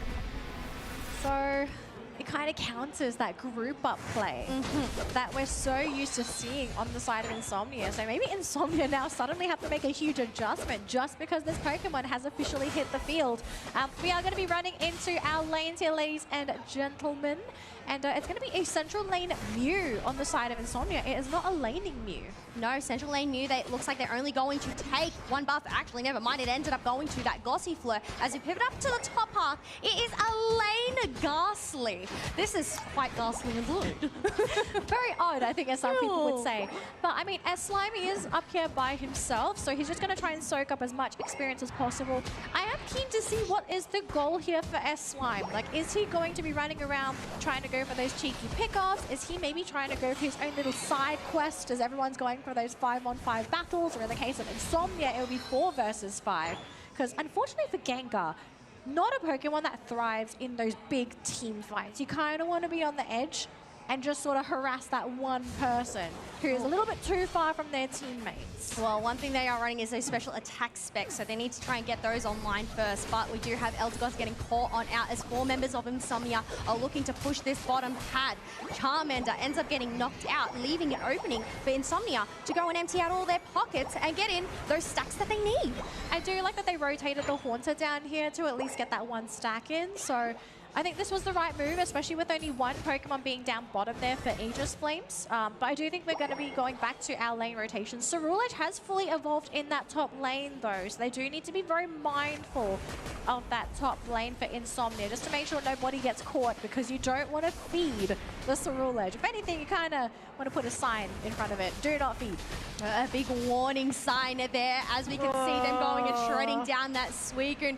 The freeze was just not enough, and Duzabomb is on a roll, but they end up getting surfed, T-bone back sideways and get knocked out themselves, which means Insomnia are able to soak up all of those birds for themselves. Very good collapse coming in from Insomnia. They did group up for those eliminations, and I think Aegis Flames may be getting a little bit too confident in that central area fight because they didn't really have everyone there. They were a little bit scattered. So maybe Aegis Flames getting a little bit too confident in that central area. They do have to remember Insomnia love to play grouped up as that giant snowball. They love to play together. So Aegis Flames, if they can recognize this, if they can group up and try and fight up against what Insomnia have, they should have a pretty decent chance at taking this game back, which that's not how you take the game back, Aegis Flames. You got to get the knockout yourselves. You got to get the knockout themselves, but they end up losing that bottom pad. Even though it was a massive overdunk, it is still going to create this space for Insomnia to go and secure this basement. Reggie, Sun trying to defend, but unable to stop Anthrax, who's able to get in the 30 points. And now Aegis Flames are at that 100-point mark, looking to shred up this Regieleki, which will be heading towards Tier 2 because Insomnia are nowhere in sight. I have to say, this game is incredibly messy from both teams. We're not seeing these like very crystal clear executed moves. We're seeing a lot of random skirmishes across the map, random knockouts. So I think both teams are kind of testing the waters to see what they can and can't get away with some of these stray rotations. Now, the overheat will not be in the right direction, unfortunately, but they do know roughly where the Cerulege and that Buzzwole is heading. And Eldegoss, I might be Elder in a second. Nope, able to get out of there. And the freeze, setting things up for the team. This is something we spoke about earlier today, Kels. That freeze from that Suicune. You just need a fraction of a second to turn a game around. Turn a great game around as we have Blaziken being able to pick up 2 KOs. But that Pile Swine is going to be able to still get in these dunks in that bottom Tier 2 pad. Luna getting themselves a 2 KO streak. Gengar trying to take down this Cerulege, but is unsuccessful to the time being as they escape through that hyperspace hole. Yeah, very unfortunate. And actually, Mew getting punished by the Hooper there. Fantastic play coming out from Aegis Flames to get that pick off. But yeah, S-Slime, just a slight misclick, unfortunately. Just wasn't able to land that full combo. Would have been fantastic if it did connect, but you know, sometimes it's just, you kind of aim in the wrong direction. You know, you get out-duped. It's just the nature of Pokemon Unite. The game is still very, very close though, Kels. Just 5 points differential between Insomnia and Aegis Flames. Now, Aegis Flames are the ones that are currently behind. If they want to catch up, they just have to score 5 points somehow, some way. But they're holding on to too many points. And the Mammoth Swine going to go for the Unite, trying to set up, only catching out that Blaziken. But I think the team, after realizing it was just the one Pokemon, they just scatter. Yeah, they're going to scatter. They're not going to go and commit. But one thing we can see on the mini-map who is committing, that Cerealich getting in a 40 dunk. Zunzun is getting chucked and tossed around by this Buzzwole. But Buzzwole ends up getting frozen on down. Sunsun really trying hard to escape, but there is no escaping the grasp of Mats right there. Unfortunately for Mats, I think he's about to get collapsed upon by 4 players. A revenge knockout there from Insomnia. They say, you take out Suicune, we're going to take you back. And the transition immediately into Reggie's steal. The stun is there. Hooper wanting to go for the steal, but no, the Gengar with the secure. So S-Slime going to be helping the team pick up the experience and that buff as well. Probably discouraging Aegis Flames from wanting to engage for those next couple of minutes, especially with a buff like that. You don't really want to underestimate the firepower that's going to be coming out of Insomnia for the next couple minutes. Just having a look at the levels though, Kels. Is it still very much winnable here for Aegis Flames? Oh, well, we'll answer that very shortly as we have a push onto this bottom tier 1 pad as Hooper has decided to go in with that hyperspace hole, but a good response from Insomnia to retreat Sunsun and leave that Blaziken to go and deal with that Reggie Alecki on their own, which means Aegis Flames weren't able to get any dunks in, and Uzakazu's now going to get take the opportunity to go in and get in 41 points in that top half. Oh, Met's taking some big damage there from the Blaziken. Unfortunately, just didn't have the distance originally to catch the Blaziken. Is going to fight the wild Pokemon, but I think that was the right move there for the Blaziken. Could have gone for the knockout, but would have unfortunately been knocked out himself if he'd done so. Lots of self-restraint. You know, we're at Worlds here. You can't really go for those fancy knockouts. Sometimes you just have to let them go. Otherwise, you do get punished. But we still have another minute and 15 seconds to go here, Kels. Last moment to pick up that experience before that Rayquaza is coming up onto the field. Just going off of what we have, who do you feel is going to have the easier time around the Ray pits? Honestly, it really comes down to anybody's game. It depends on these engages where they decide to position themselves and try and get a catch out. Obviously, we do have these late scalers there. Insomnia looking quite scary with that Gengar hitting that level 14 mark. Blaziken also with that level 13 on the other side. Aegis Flames, well, now they have 2 because Charizard has just ticked on over. So, as we mentioned, anything can happen as we have witnessed so many times in a game of Pokemon Unite. It's really just going to come down to not only these big decisions, but these micro decisions. Oh, big happy moment here for Aegis Flames. It's just a Regice. No attack buff, no defense buff, especially with the 20 seconds left before we go into that final stretch, folks. But we do have a Reggie Alecki bouncing up in that top lane, so that's probably going to be waltzing in. We don't see any Insomnia players in position to intercept that, so that is going to be going in. Does Aegis Flames maybe want to go for a quick score here? We are at the final stretch, so if they do score, it's going to be double points. It's still going to be that instant point score if they want to go for it, but instead they want to prioritize that battle instead. But here's the difficult part here for Aegis Flames. How do they get that perfect initiation? It might come down to Mats here. They do get that score in, so now Aegis Flames, they are the ones in the lead for points. I feel like we're having deja vu here with Aegis Flames getting that dunk and now taking the lead. Insomnia have decided not to panic just yet. Instead, they are utilizing that Mew to poke on out. We do have Cerealich all alone, which means they end up getting punished. And now this is Insomnia's chance to rip the Rayquaza. But the thing is, are they able to get the secure if they are able to rip it in time? Well, Insomnia certainly can. They've got 2 Pokemon that can go for that secure, but on the side of Aegis Flames, with who's left on their lineup, they can't really out-secure Insomnia unless they knock out those key targets, the Blaziken and that Gengar. Already that Charizard going to be throwing that Blaziken in the air. They know they cannot afford to let him use that overheat. Blaziken is gone. It's going to come down to that Gengar if they want to go for the steal, but the Mew secures that Rayquaza for Insomnia, and now it's time to score those points because they are behind. Aegis Flames, though, wanting to chase down that Suicune. They want to minimize as much damage as possible. If they can get that knockout, they can go for the counter score themselves. We have the Ceruledge coming in with the 80-point dunk. The gap is closing, but it's not close enough.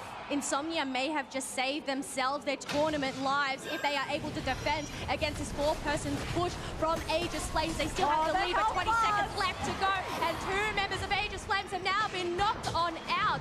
Hooper is going to go in for a reset, but really the chase is on the delay. And, well, Insomnia looks... Oh, wait, Eldegoss getting another 58, which means they have just secured themselves another match against Aegis Flames. They keep their tournament dream alive here. Insomnia not wanting to fall. They want to continue their tournament journey here at the Pokemon Unite World Championships. Aegis Flames, so close. So close. And they did so many things right as well. They got rid of that Blaziken right around that Rayquaza pit. But unfortunately, Mew, also another fantastic Pokemon that can fall back, that you can fall back to if you need that Sakura. So I think on that note, Luna was a key player during that Rayquaza fight. The way they were poking at the tall grass, chipping away slowly at Aegis Flames really benefited them. Obviously, we ended up having Aegis Flames benefiting from that Regieleki, but Insomnia, they may have made that mistake once in that first match by not securing that Rayquaza, but they weren't going to let that mistake happen again. I mean, they had multiple Pokemon that they could have fallen back to. But Aegis Flames, I mean, they were so close to making that 2-0, right? Closing out the dream, 2-0, moving on.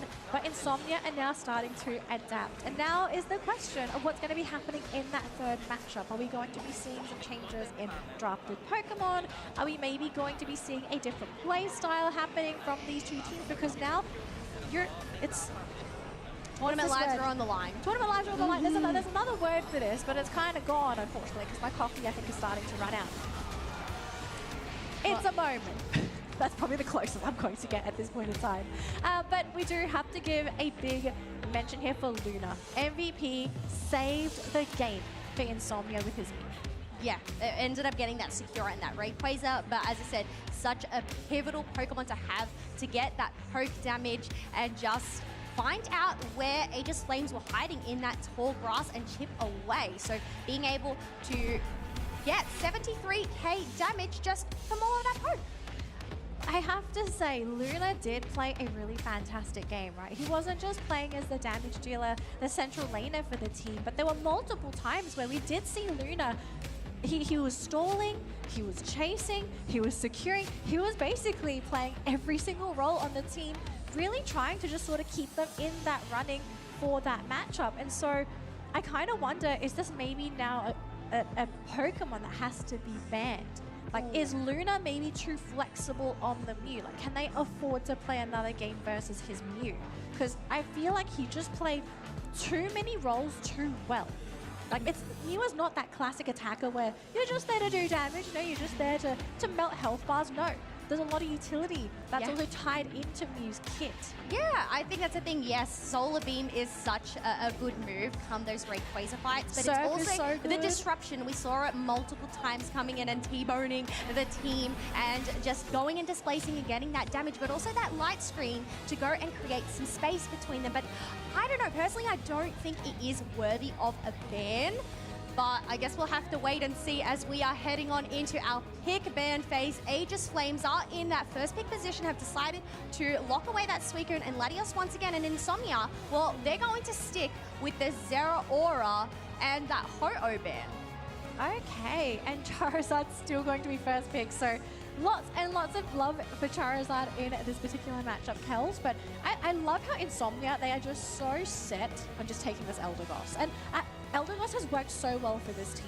Great for the lanes, that provides healing, and also you've got ways to pivot with this Pokemon depending on what skill build you kind of want. You can play aggressive, you can still have access to heals, but lots of bread and butters coming back for these two teams, right? Aegis Flames, they get that Buzzwole. Again, Matt's really great on that Pokemon, but Insomnia also picking up that Blaziken for themselves. Again, getting themselves a Pokemon that can secure those objectives. And what's missing on Aegis Flames side? A Sakura. They need to pick a Pokemon that can compete with that Blaziken.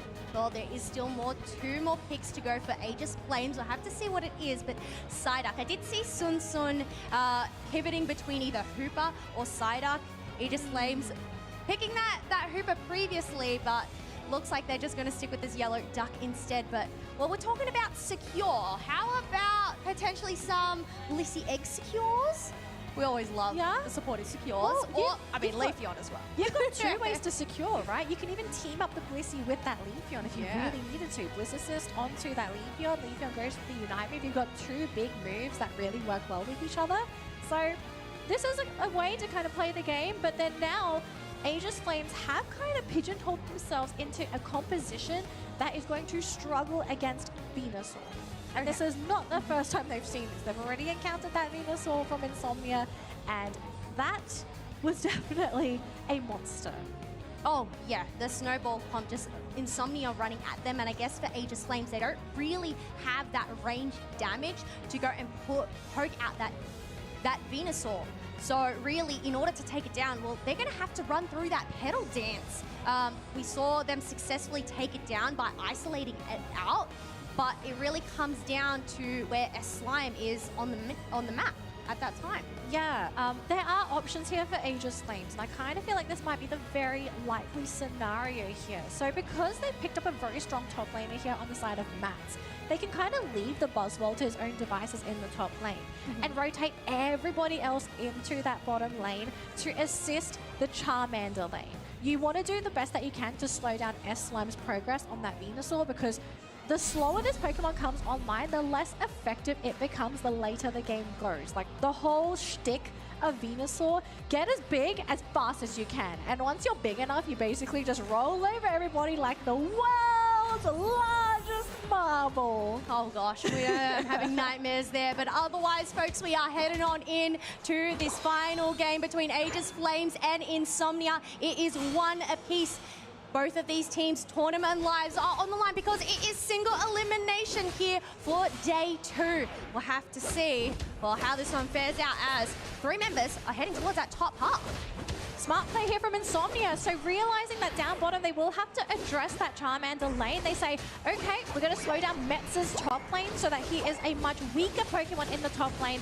And then we're going to be putting pressure in that bottom lane instead. And unfortunately for a Chansey, there's only so much that you can do in this very strong 3-man rotation. But it looks like we do have the Leafeon coming in. If they can get the knockout there, it would be fantastic. But it only would have been onto a Booyah. And with no way to finalize that connection, they won't get that knockout yet, and it's going to be a bit of a stalemate situation in that top lane. I think that's the benefit of Leafeon, obviously being able to evolve at level 4, but they do want to play it safe for the time being. But it looks like it's going to be a 4v4 up in that top path, as we do have some pushes back and forth. Combustion and Chansey ends up getting traded on off, and now it's only Anthrax trying to defend this, able to grab a berry, but looks like they're just going to have to let this Eos energy into this top path. I love this play from Insomnia. Instead of actually just leaving the Venusaur in that bottom lane, they said, okay, we're going to have the Psyduck down there. You can grab that experience. Venusaur can help. Venusaur can deal out damage. And they just rolled through that top lane. So not only did their Venusaur score, you got some really good experience as well.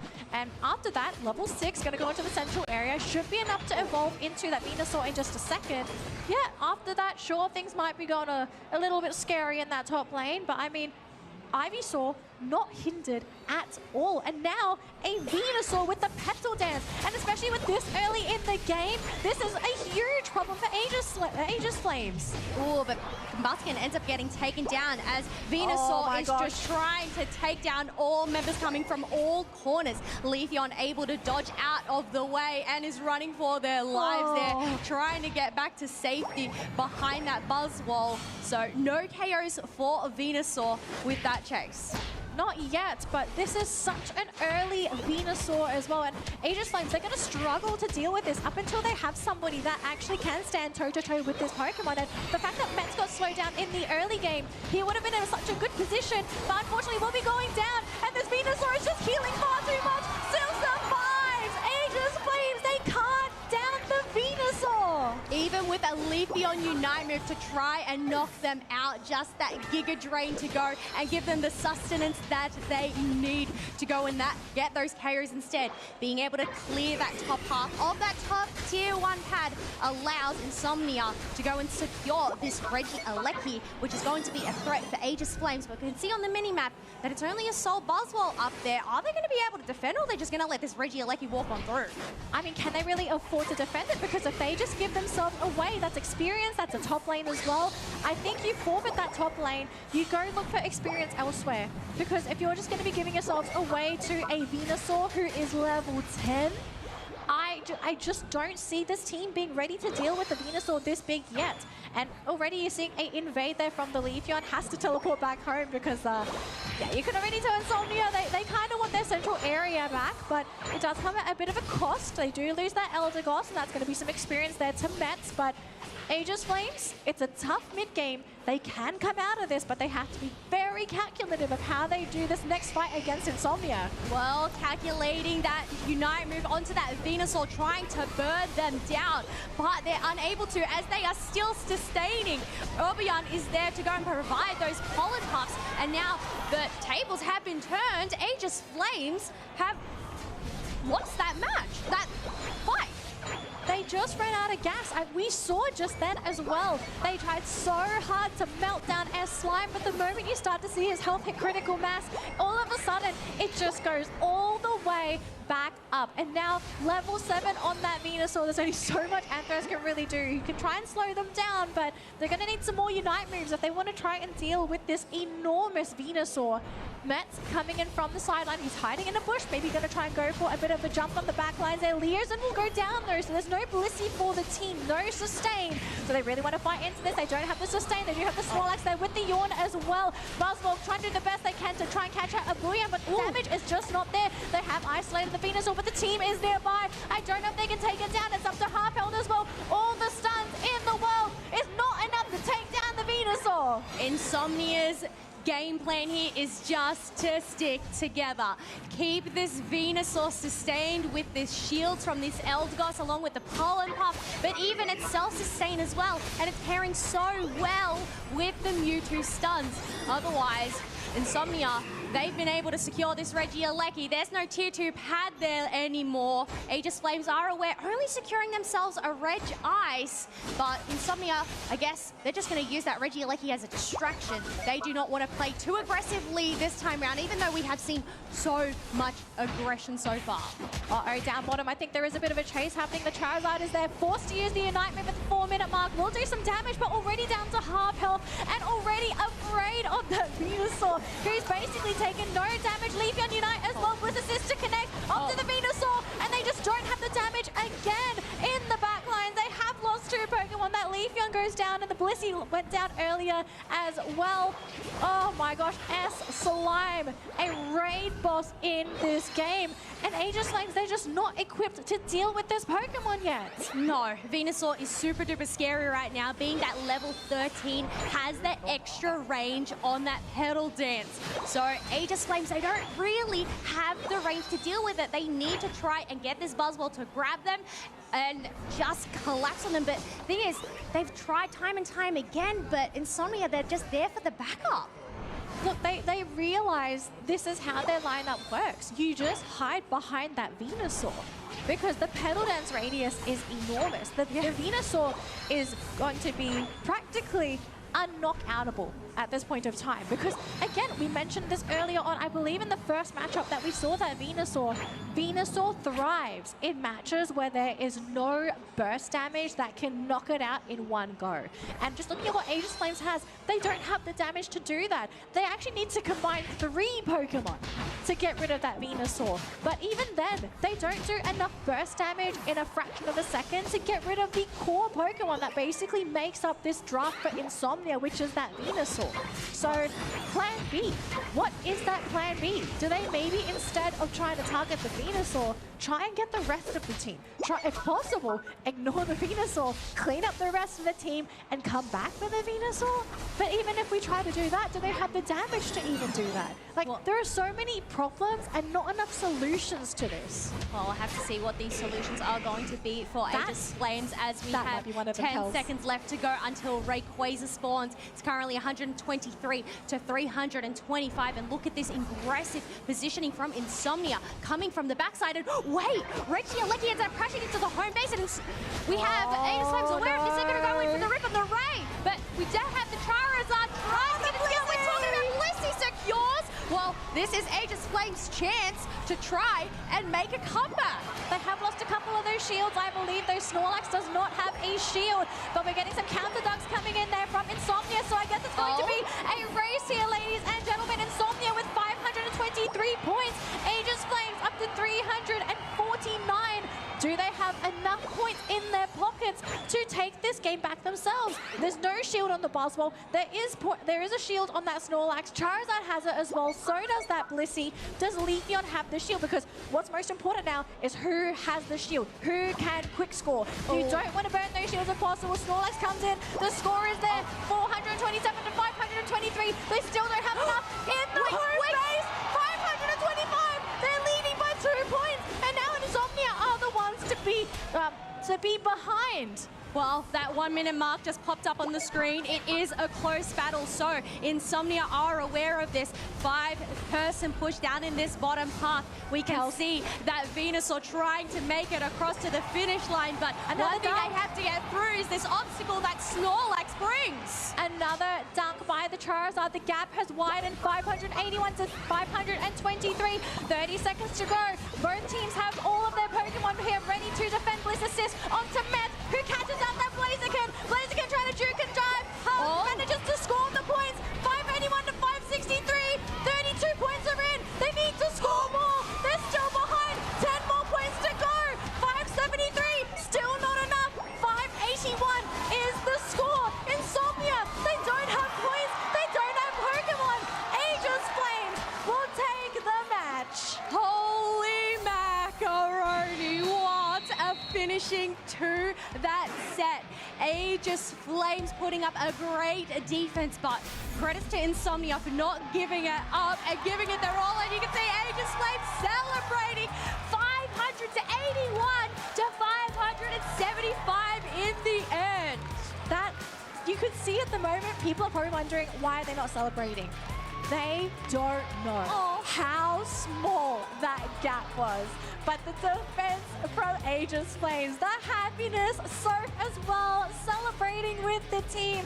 A much-deserved victory for Aegis Flames. And unfortunately for our fans supporting Insomnia, they are out of the tournament.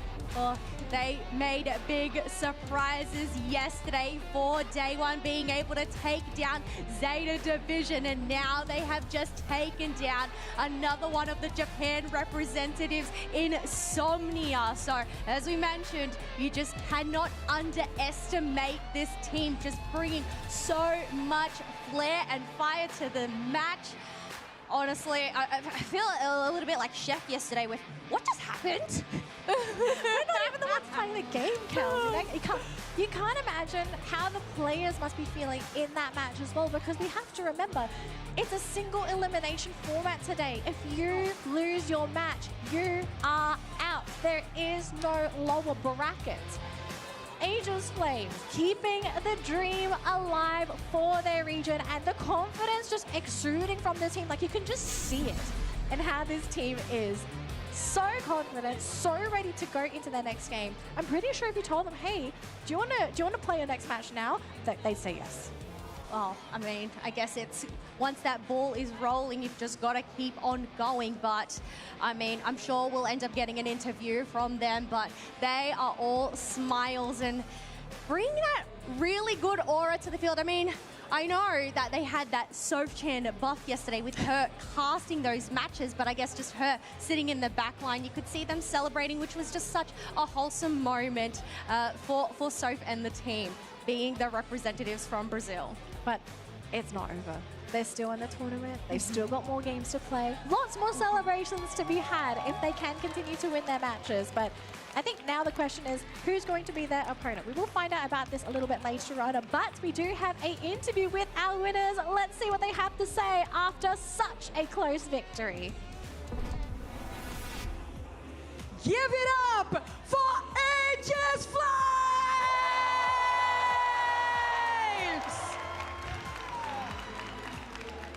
I'm here with Antares, and I need to ask, are you okay? Tá tudo bem? Muito bem, eu tô muito feliz de ter conseguido ganhar e representar o Brasil dessa forma. Tipo, não tem sentimento melhor que esse. He says it's feeling really good. There's nothing that compares to this feeling right now, and he's so happy to be able to represent a Brazilian team like his at Worlds. Right, this last game, we were like down to the wire, everybody on the edge of their seat. Can you tell me how were you guys communicating for that last fight and the last push? Because you had Rayquaza, but you still had to score. Como é que foi a comunicação nesses últimos momentos, quando você estava, todos, né, decidindo, vamos puxar porque ainda tem 15 segundos de respawn. Como é que foi a comunicação? Então, no final, a gente decidiu só flipar o Rayquaza porque não tinha como ganhar a fight. E o time dos caras é muito bom e, nossa, foi muito difícil. And so he says it was actually a decision to go for the rip immediately on Rayquaza because the enemy team is so strong and they were very worried about the team fight aspect of it. So it's very important to them to go for the Rayquaza immediately. Now, I know there's still much emotion to calm down on your nerves, but you have a whole bracket to play here at Worlds 2025. How are you feeling for the next step in the bracket? Como é que você está em preparação para esse próximo round do bracket de single elimination? Eu tô na mentalidade de ser campeão, e é isso. Simple, direct, straight to the point. My mentality is we are gonna be champions. Give it up again for Aegis Flames. Thank you so much, Antares. Back to you guys in the booth. And as Surf Chan would say in honor of Brazil, Bora! For Aegis Flames there and all of the fans cheering from them in the crowd and at home. But what a wholesome moment between them two. We are going to get our bracket update to see, well, how is it faring out? Aegis Flames obviously continuing on through. Well, who do they potentially go up against? Oh, there we go. Stamina Esports or Peru have yet still to play their match there with that 0-0. But so far, we do have Team EX Zeta Division progressing on through, along with Kakalok and Santos Laguna. I'm just looking at the potential opponents here for Aegis Flames. Who would you like to see make it through? Well, I'll throw my opinion first. I'd love to see Peru make it through. It's a battle between LATAM North and LATAM South there. Yep. And I think they're two very strong contenders when it comes to the top 16. So we'll have to see that one pairs. Honestly, we did caster predictions, and from the top of my head, I can't actually remember. I think I put down Stamina Esports as my caster prediction. I think I put Peru. Okay. So we're kind of on opposite ends of the spectrum. I could be completely wrong. I cannot remember there, but we'll have those games updated for you very shortly. But I mean, so far, we have seen some incredible matches, these teams fighting towards that finish line. Obviously, there is still a lot more to go, and like Soph, I think we need to take ourselves a little bit of a breather, so make sure you hydrate.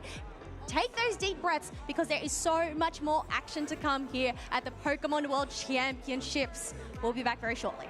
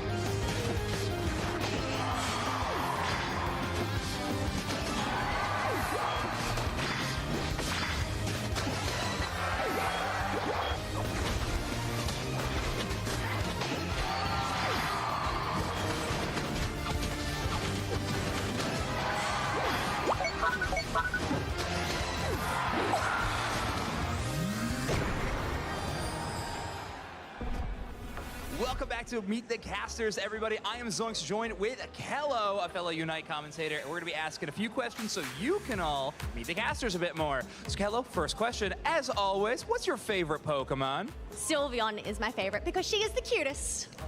Yeah, that's a great answer. It's a great answer. It's not Umbreon, which I think is maybe the cutest, but it's still a fantastic answer. My favorite Pokemon, I said the previous one, is Banette, but if I had to pick a second one, I'm going to go with Gengar this time. Yeah.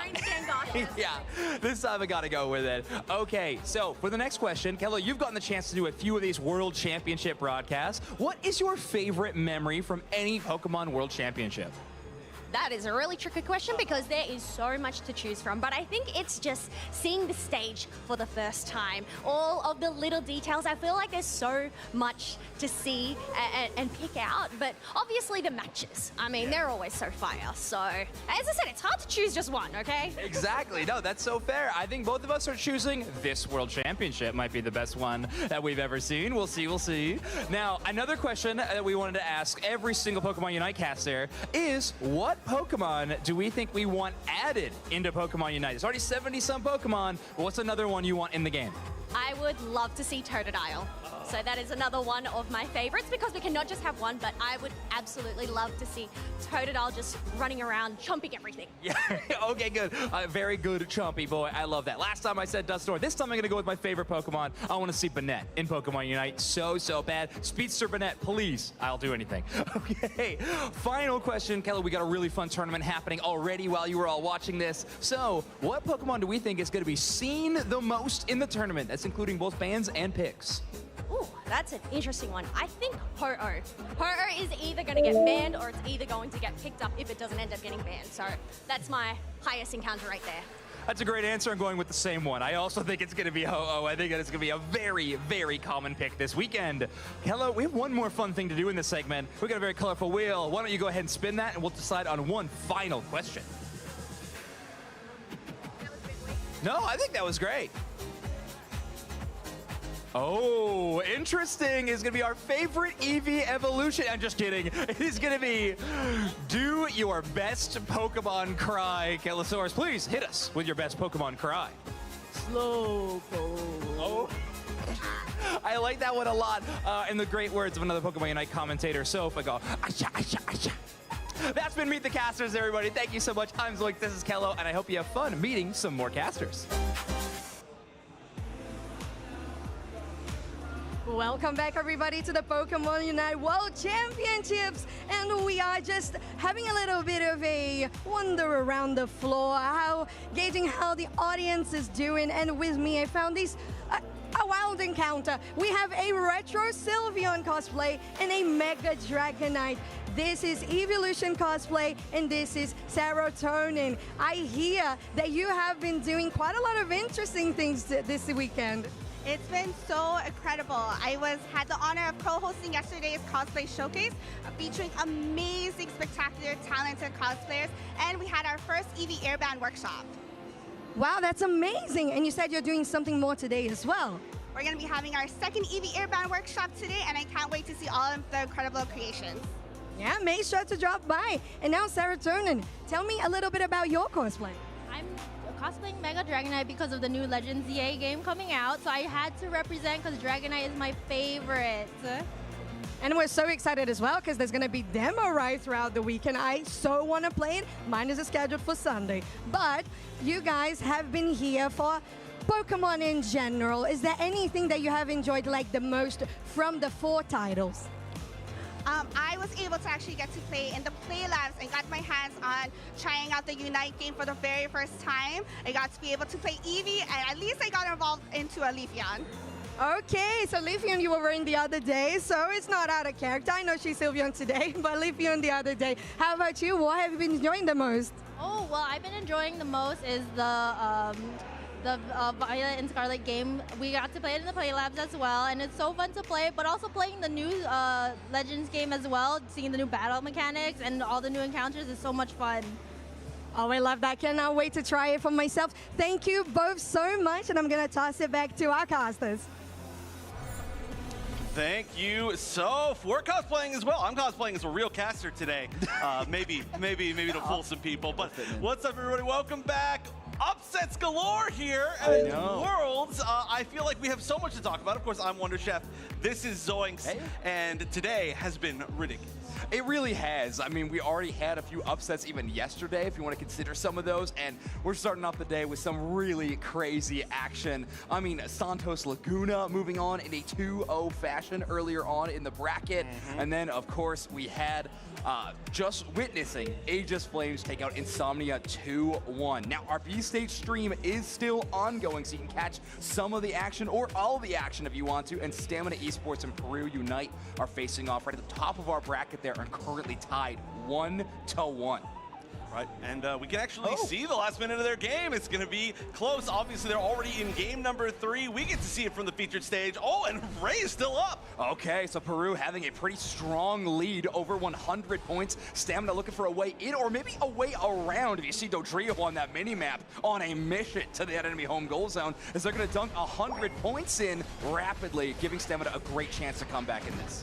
Oh, they're kind of spacing them out. They're splitting them around. A lot of Unite starting to come out, but so much shielding from the side of Peru that Unite from the Snorlax. I'm sorry, I'm blanking out. There's seeing so much happening right now, and we're going to see the Unite come in from Tempo as well. Is going to be able to pick up a couple members. Peru already with the lead. They're going to be pushing forward. Yeah, we're at the point of the game now where Rayquaza, we just do not have enough time to KO that wild Pokemon, so it's all hands on deck to try to increase that score lead or to catch up if you're in the favor of Stamina. That Crustle score would get them to 300 points, but it's simply not going to be enough. Peru from Latin America South is going to hold on to their lead in this game number 3 and knock Stamina Esports out of the tournament. So LATAM South also going to be represented in our top 8 today. Wow. All right. All right. So our top 8 is actually really, really varied right now as far as region. I was just talking about that. You were talking about this was our, I believe, second to last featured match. As far as I know, you know, obviously things can change. Of the round of 16. Of the round of 16. Yeah. The second to last one. The next one is going to be the Nouns match, where it's going to be Nouns going up against Talon. Right. And then, of course, our match that we're going to be watching very soon is going to be, and we can see the updated results right here. Ours is going to be the Luminosity versus QT Dig, but if you just look at regions right now, we can see it. I mean, look, Peru is there with LATAM South, who's Aegis Flames with Brazil, Team EX for Korea, Zeta for Japan, Kate Kalak, I forget which, APEC West, that's what it is. And then Santos Laguna with LATAM North. So we actually have a full split. If theoretically, either one from Nouns will be a different region, and then if Luminosity beats QT Dig, that will be another region. Otherwise, Japan will be our first repeat. Yeah, and these two matches that are yet to be played out in the top 16 are setting up some last hopes of a few of these regions. Currently, Luminosity Gaming from North America is the last hope for that region. Talon for APAC East is going to be the last hope there. Announced Esports, the only EU representative making it into day 2, began this event as the last hope for Europe. So a lot on the line for these teams. Of course, you know, personal pride, team pride, but at the World Championships, there is that added element of your regional representation. Right, it is huge, and sometimes it's funny because you'll see these teams that fight against each other for an entire season, and suddenly they go to Worlds, and they're like, all right, well, we're going to cheer each other on because now we want our region to do it. Oh, I can't believe we got this. I cannot believe that. Okay, so we should fill in a little bit of context here. Yeah, so Japan was feeling pretty confident after that win over Luminosity Gaming the previous night before. Overlord, though, ever confident, was not swayed by this tweet from Pavone, instead responding saying, enjoy your last win. Little did we know, that tweet was a bit more prophetic than I think anybody expected. Is yes, Reject losing 2-0 earlier on today in the bracket means that Luminosity Gaming's Overlord's words did come true. All right, let's you know, highlight some niceness as well. I believe Slash had a really nice tweet saying, like, yes, Reject, we've always said that that Japan is, in our opinion, the best region in the world, and I can't remember who it was, but I think Slash was saying one of the players he thought was the best player in the world that was on their team, and so... Sataka. That's right, that's right. So, you know, there was some love for sure shared between those teams. It's not all, you know, some trash talk. But that doesn't make good TV. I know. That's where we're at. But, yeah, you know what does make good TV? Luminosity Gaming. No matter what happens, something always happens with them. Obviously, they've got some accolades under their belt, but they always find themselves in some pretty fun situations. Yeah, this is a team, obviously a 2-time world champion. It feels like we don't even need to do the full introduction for this squad for basically anybody watching, but Normally, when we see this team on the World Championship stage, it's a much different look. Usually, it's flawless from start to finish. These teams have had this Luminosity Gaming squad is going into day 2 with a much different look of momentum, taking a loss just at the end of our day number 1. They've had to wait to play this matchup for quite some time, but now they get their chance to start our round of 16 against QT Dig. After taking a loss yesterday, the Team Reject from Japan are going to have to go up against yet another squad from that same region. And QT Dig, a really interesting team in the fact that we've had a chance to see so much of every other Japanese team. So much, or at least the players that comprise them. There have been some shifts over the course of the season, but extremely familiar. And this is a team of players that are considerably more fresh to us, especially in the West. You know, they weren't part of the Asian League, the Japanese League. They weren't at a lot of the open brackets that we got a chance to see, but they obviously have proven their worth 10,000 times more than they needed to, and they're here fighting now against Luminosity. Yeah, qualifying for this tournament in the 3rd place position at the PJCS, aka the Japanese Regional Competition. But let's get into this draft. It will be a Mewtwo Y-Band for QT Dig, something that Luminosity has not brought out too often. However, Curious does like those attacker-style Pokemon, specifically those auto-attackers. We've seen some interesting picks from that player throughout this event. Even a Lowland Raichu on stream, which is certainly not a common pick. But the only options not available to either team for this draft will be the Mewtwo Y, the Hoopa, Galarian Rapidash, as well as the Latios. Some really big available first picks. We could see either the Ho-Oh or which is they're highlighting right now. But that honestly isn't even necessarily the biggest. As we saw win rate earlier, highest in the entire tournament so far is Serena. And that is a Pokemon that for sure Japan has loved for years and years. Suicune as well, which we are going to be seeing most likely here as a first pick on the side of Luminosity. Super high up in the priority. And Charizard was the last one I was going to say, so thank you very much, Overlord. I would not be shocked if we saw a Snorlax pick very early from QT Dig. I think we were kind of describing those Pokemon as sort of the big 4 that are being sought after in terms of the stat that we love called the encounter rate. The set that we see Pokemon either seen in ban phase or in pick phase. But at this point, it will be the Zacian as well as the Zarina. So 2 heavy melee damage Pokemon. When you see that on the other side of the draft screen, teams have an interesting choice. You can try to match fire with fire, kind of out-brawl, out-sustain, or you could give the option to kind of outrange these enemy Pokemon and do that poke damage before they get to you. However, with all the supports in the game right now, it could be a difficult thing to task. Curios is going to kind of play this counter melee style of the Armarouge. Fire Spin Psyshock is a very good, don't come after me or you're going to take way too much damage style of game.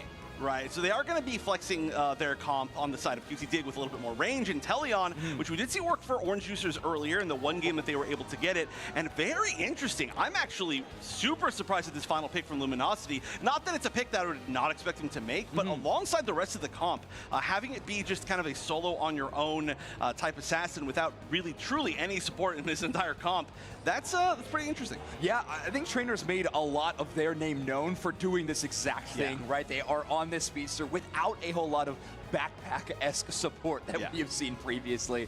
Ooh, interesting stuff to see from Curios on Luminosity, changing up a few items, actually going with the Assault Vest Cursed Incense Rocky Helmet. So a lot of defense boosting, but specifically opting into that Assault Vest for the special attack reduction damage, or the defense increase, I should say. We're looking at Inteleon. We're going to be trying to reduce that snipe shot damage. One thing for Armarouge is it's great against counter melee, but it will be outranged by Inteleon. So having a little bit of extra defense is going to be a big asset for them. Yeah, well, I mean, I guess pretty much everything gets outranged by Inteleon technically, so that does, make lots of sense. And we're in such a meta where we see so little of the very, very far-range poke Pokemon, right? We've actually seen a lot more Mew than I expected that we were going to see this weekend. But the Inteleon has only appeared, I believe, in one broadcast match. Maybe there was one more, but... I think we had a little bit of B-stage footage that did include some Inteleon games, but yeah, on the main stage, I believe we've only seen that Pokemon once.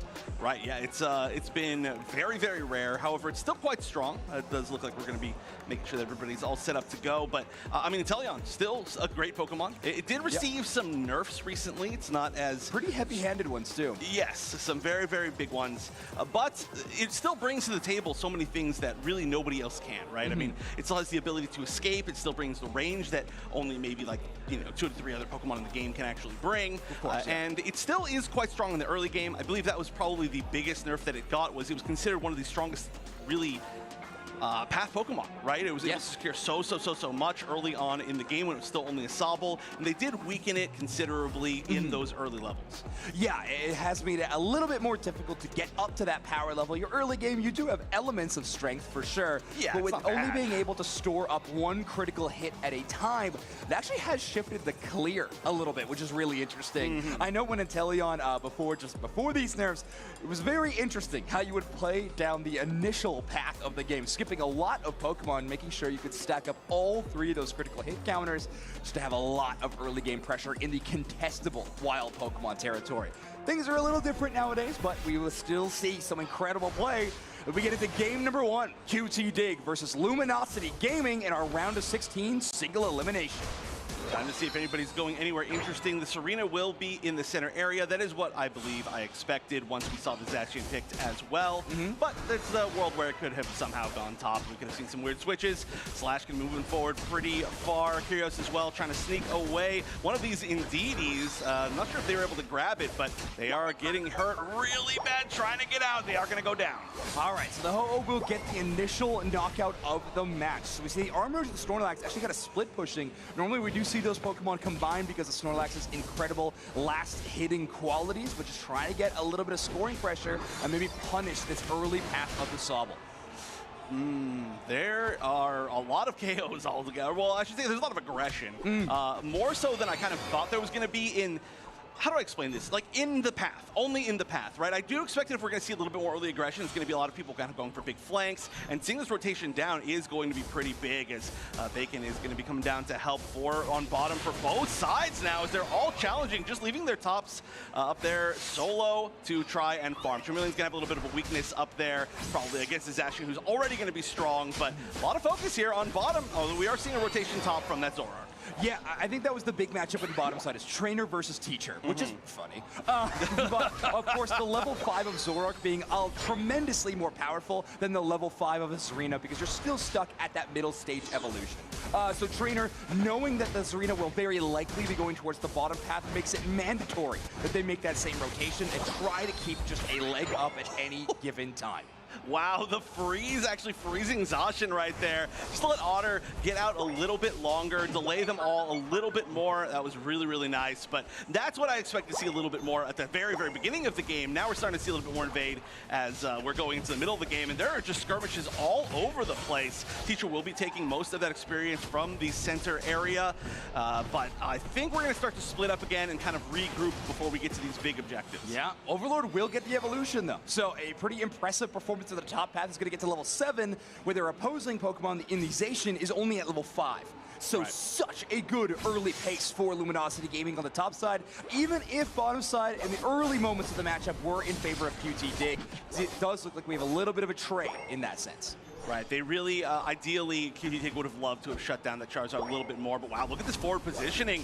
They're maybe going to try to go for this goal zone if they can. I don't know if they see full vision. They do, I think, commit now to trying to take this down. 3 members at least. Zacian quite good as Suicune quite good at defending as well, but there's just so much damage altogether from the side of QT Dig. A little bit of a back cap, I believe, from Trainer in this other tier 1 goal zone, so they're going to get actually nearly as many points just from being able to delay longer.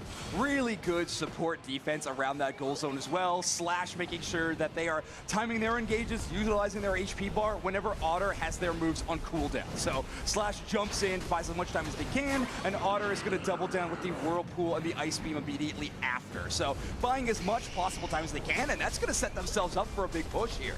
Oh my gosh, they're taking so much damage just from this Ho alone, though. Ho damage still impresses me. I'm still not expecting it to happen. Oh, big snipe shot, but but it goes right in between the squishier targets, nearly takes out Slash, and plenty of points, still leaving that tier 1 gold zone up, but only at 4, and that's going to mean that points are almost double for Luminosity at the current moment. We are going to see Regieleki be mostly soloed. Looks like nobody's going to be able to get there in time to challenge it.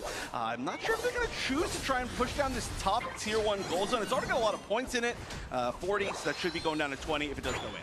Yeah, I think Luminosity Gaming pretty confident in their ability to defend this goal zone, so not favoring the Regieleki as much. If you watch Trainer LGC on the mini-map, they are one of the central area players that so frequently, after winning a team fight or even having a small exchange in one of the paths, is checking their own central area and the opposing team's central area, making sure they're aware of the timers on the spawning of the Aselgor to Scavalier, and always making themselves in an opportune situation to take one of those buffs if they have the option. This has been a pretty delicate dance of a game, and right there, that was you're almost getting danced upon. Although we're going to see a push really far forward here. The Blissisons coming out just trying to save Hachi on that Inteleon, and once again, Ho-Oh will be the one going down, playing a good job as that kind of sort of forward defender at the moment. Overlord going to be returning, going back, trying to get some health, and LG doing a good job of not quite taking any losses in most of these situations. That's what I was kind of saying about this delicate dance, is that we've seen a lot of LG pushing and then backing up. And obviously they allow a few people to go down, especially with the EXP shares, but they haven't given up this EXP lead by allowing any of their big carries to be taken down. It's just such a defensible composition. I mean, Snorlax so good at preventing some of that. And then, of course, you have the Suicune to provide a bit of crowd control, and then that's kind of Armarouge's whole thing. So making a lot of sense there. There'll be a lot of damage from the Ho-Oh to the Charizard, meaning they have to retreat and take both Citrus Berries, but ultimately meaning the Regirock will fall completely in favor of QT Dig. But once again, they didn't take any full losses right there. It was close, but they backed up exactly perfectly to not get KO'd when Overlord was extremely close. That would have been a huge amount of EXP. They are still going to continue to push, but a great push back so far from LG. They're standing a little bit more north up in this path. They look like they maybe could take a pretty quick rotation up into Regieleki, although it looks like maybe they... Oh, yeah, there's a lot of experience on the way. They don't really need to try anything in the enemy center area quite yet, and that Regieleki's spawning. Yeah, Luminosity with a sick lead right now, 213 points. QT Dig still have yet to eclipse that 100-point mark. And something you can always try to utilize to help in that fashion will be this Regieleki, but Luminosity Gaming have already started it. Otter playing interference, does get a freeze on Bacon, but QT Dig there in time to contest, but not in time to secure. Trainer picking that up with the Zoroark. Trainer so low, though, is going to back up. It's actually going back in. Going to be using the Unite, trying to catch something. Still pretty high health, though, on the side of QT Dig. They are backing up. Regieleki going with the damage assist at the moment. Unite coming out from Snorlax. This time I remember the name of that Pokemon, as it's going to try to get this KO. It's actually pretty close. Let's go Slash, trying to take down this Blissey, who was actually, honestly, maybe could have fully run away, but decided to do the smart thing, which is usually leading the enemy team away from your team, making them have to make a decision what they're going to get. Yeah, I think a lot of those HP bars benefiting from that Regirock buff in a pretty major way. Yeah. I think in any other sense, I think Zoroark is getting at least one with that Unite move. But I did like that play of Trainer jumping back in there. You were right, it was on pretty low HP, but gained the benefit of the Buddy Barrier from the Suicune Unite move. Yeah. So Otter kind of replenishing a shield on top of the Zoroark, and they find the perfect opportunity to weave in and get some damage. No knockouts, but of course a ton of pressure on that top path. Still a level lead, just barely for Luminosity. It's a little bit less than it was before, and this basement Reggie, this final basement Reggie could mean a lot. If anybody does take it, Overlord kind of the only one sitting down there looking for vision. That's a pretty scary Pokemon to be all alone down in the final moments before the final stretch. Reggie Ice, they actually go for a reset. I don't know if that's intentional, but that's going to slow them down a lot. Yeah. That's a kind of a cool strategy. I don't feel like I've ever seen that, just in case you start that reset. Still, it's only going to slow them down. It's not going to stop them, as the Reggie Ice buff will go to the side of QT Dig, who is going to now have a level 13, which will even up at least one of the level 13s of Luminosity, and they've already pre-positioned so far forward. Getting caught out in that tall grass. Yeah, this is going to be two-way crazy there for a second as Trainer LGC does decide to use Illusion, just in case they wanted to fake out the enemy squad. It's just really tough for QT Dig. In these Inteleon compositions, it is so tough to play without positioning on the battlefield. Inteleon, a Pokemon that really struggles to make space for itself. Instead, you're kind of just hoping the opposing team makes some kind of positioning mistake. Luminosity Gaming, though, not well known for making that specific error. And right now, they are holding down this Rayquaza pit in a very impressive defensive formation. one huge thing here, though, is that all the poke damage from the Inteleon will be pretty permanent. There's no true healer on the other side.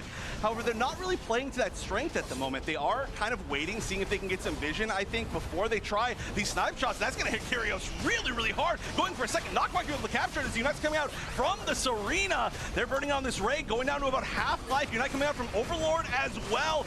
Burning down this Arena so low, still with the Bliss Assistant staying alive. 2 members down for QT Dig. One's already coming back up. A trainer on the side of Luminosity is going to be going down. Rayquaza getting very low. They've got to deal with this snipe shot before it ends up getting this secure. It's already pre-aiming. A great block there from Otter. Yeah, Otter was just such a fantastic shutdown. Luminosity Gaming putting on a clinic of how to position around this Rayquaza at any given time. And Inteleon is just caught out exactly where you need it to be. And I don't mean in a position where you can find it to KO it. I mean to where you make the snipe shots rather irrelevant at any given time. Slash Otter taking turns, body blocking those shots. Overlord in charge of making sure that Rayquaza is brought down extremely low. Slash with some picture-perfect blocks to make sure anybody who did find a way to enter into that Rayquaza pit did not have enough chance, did not have enough time or the opportunity to secure the Ray away from LG. They're going to be starting this matchup in a very, very strong fashion.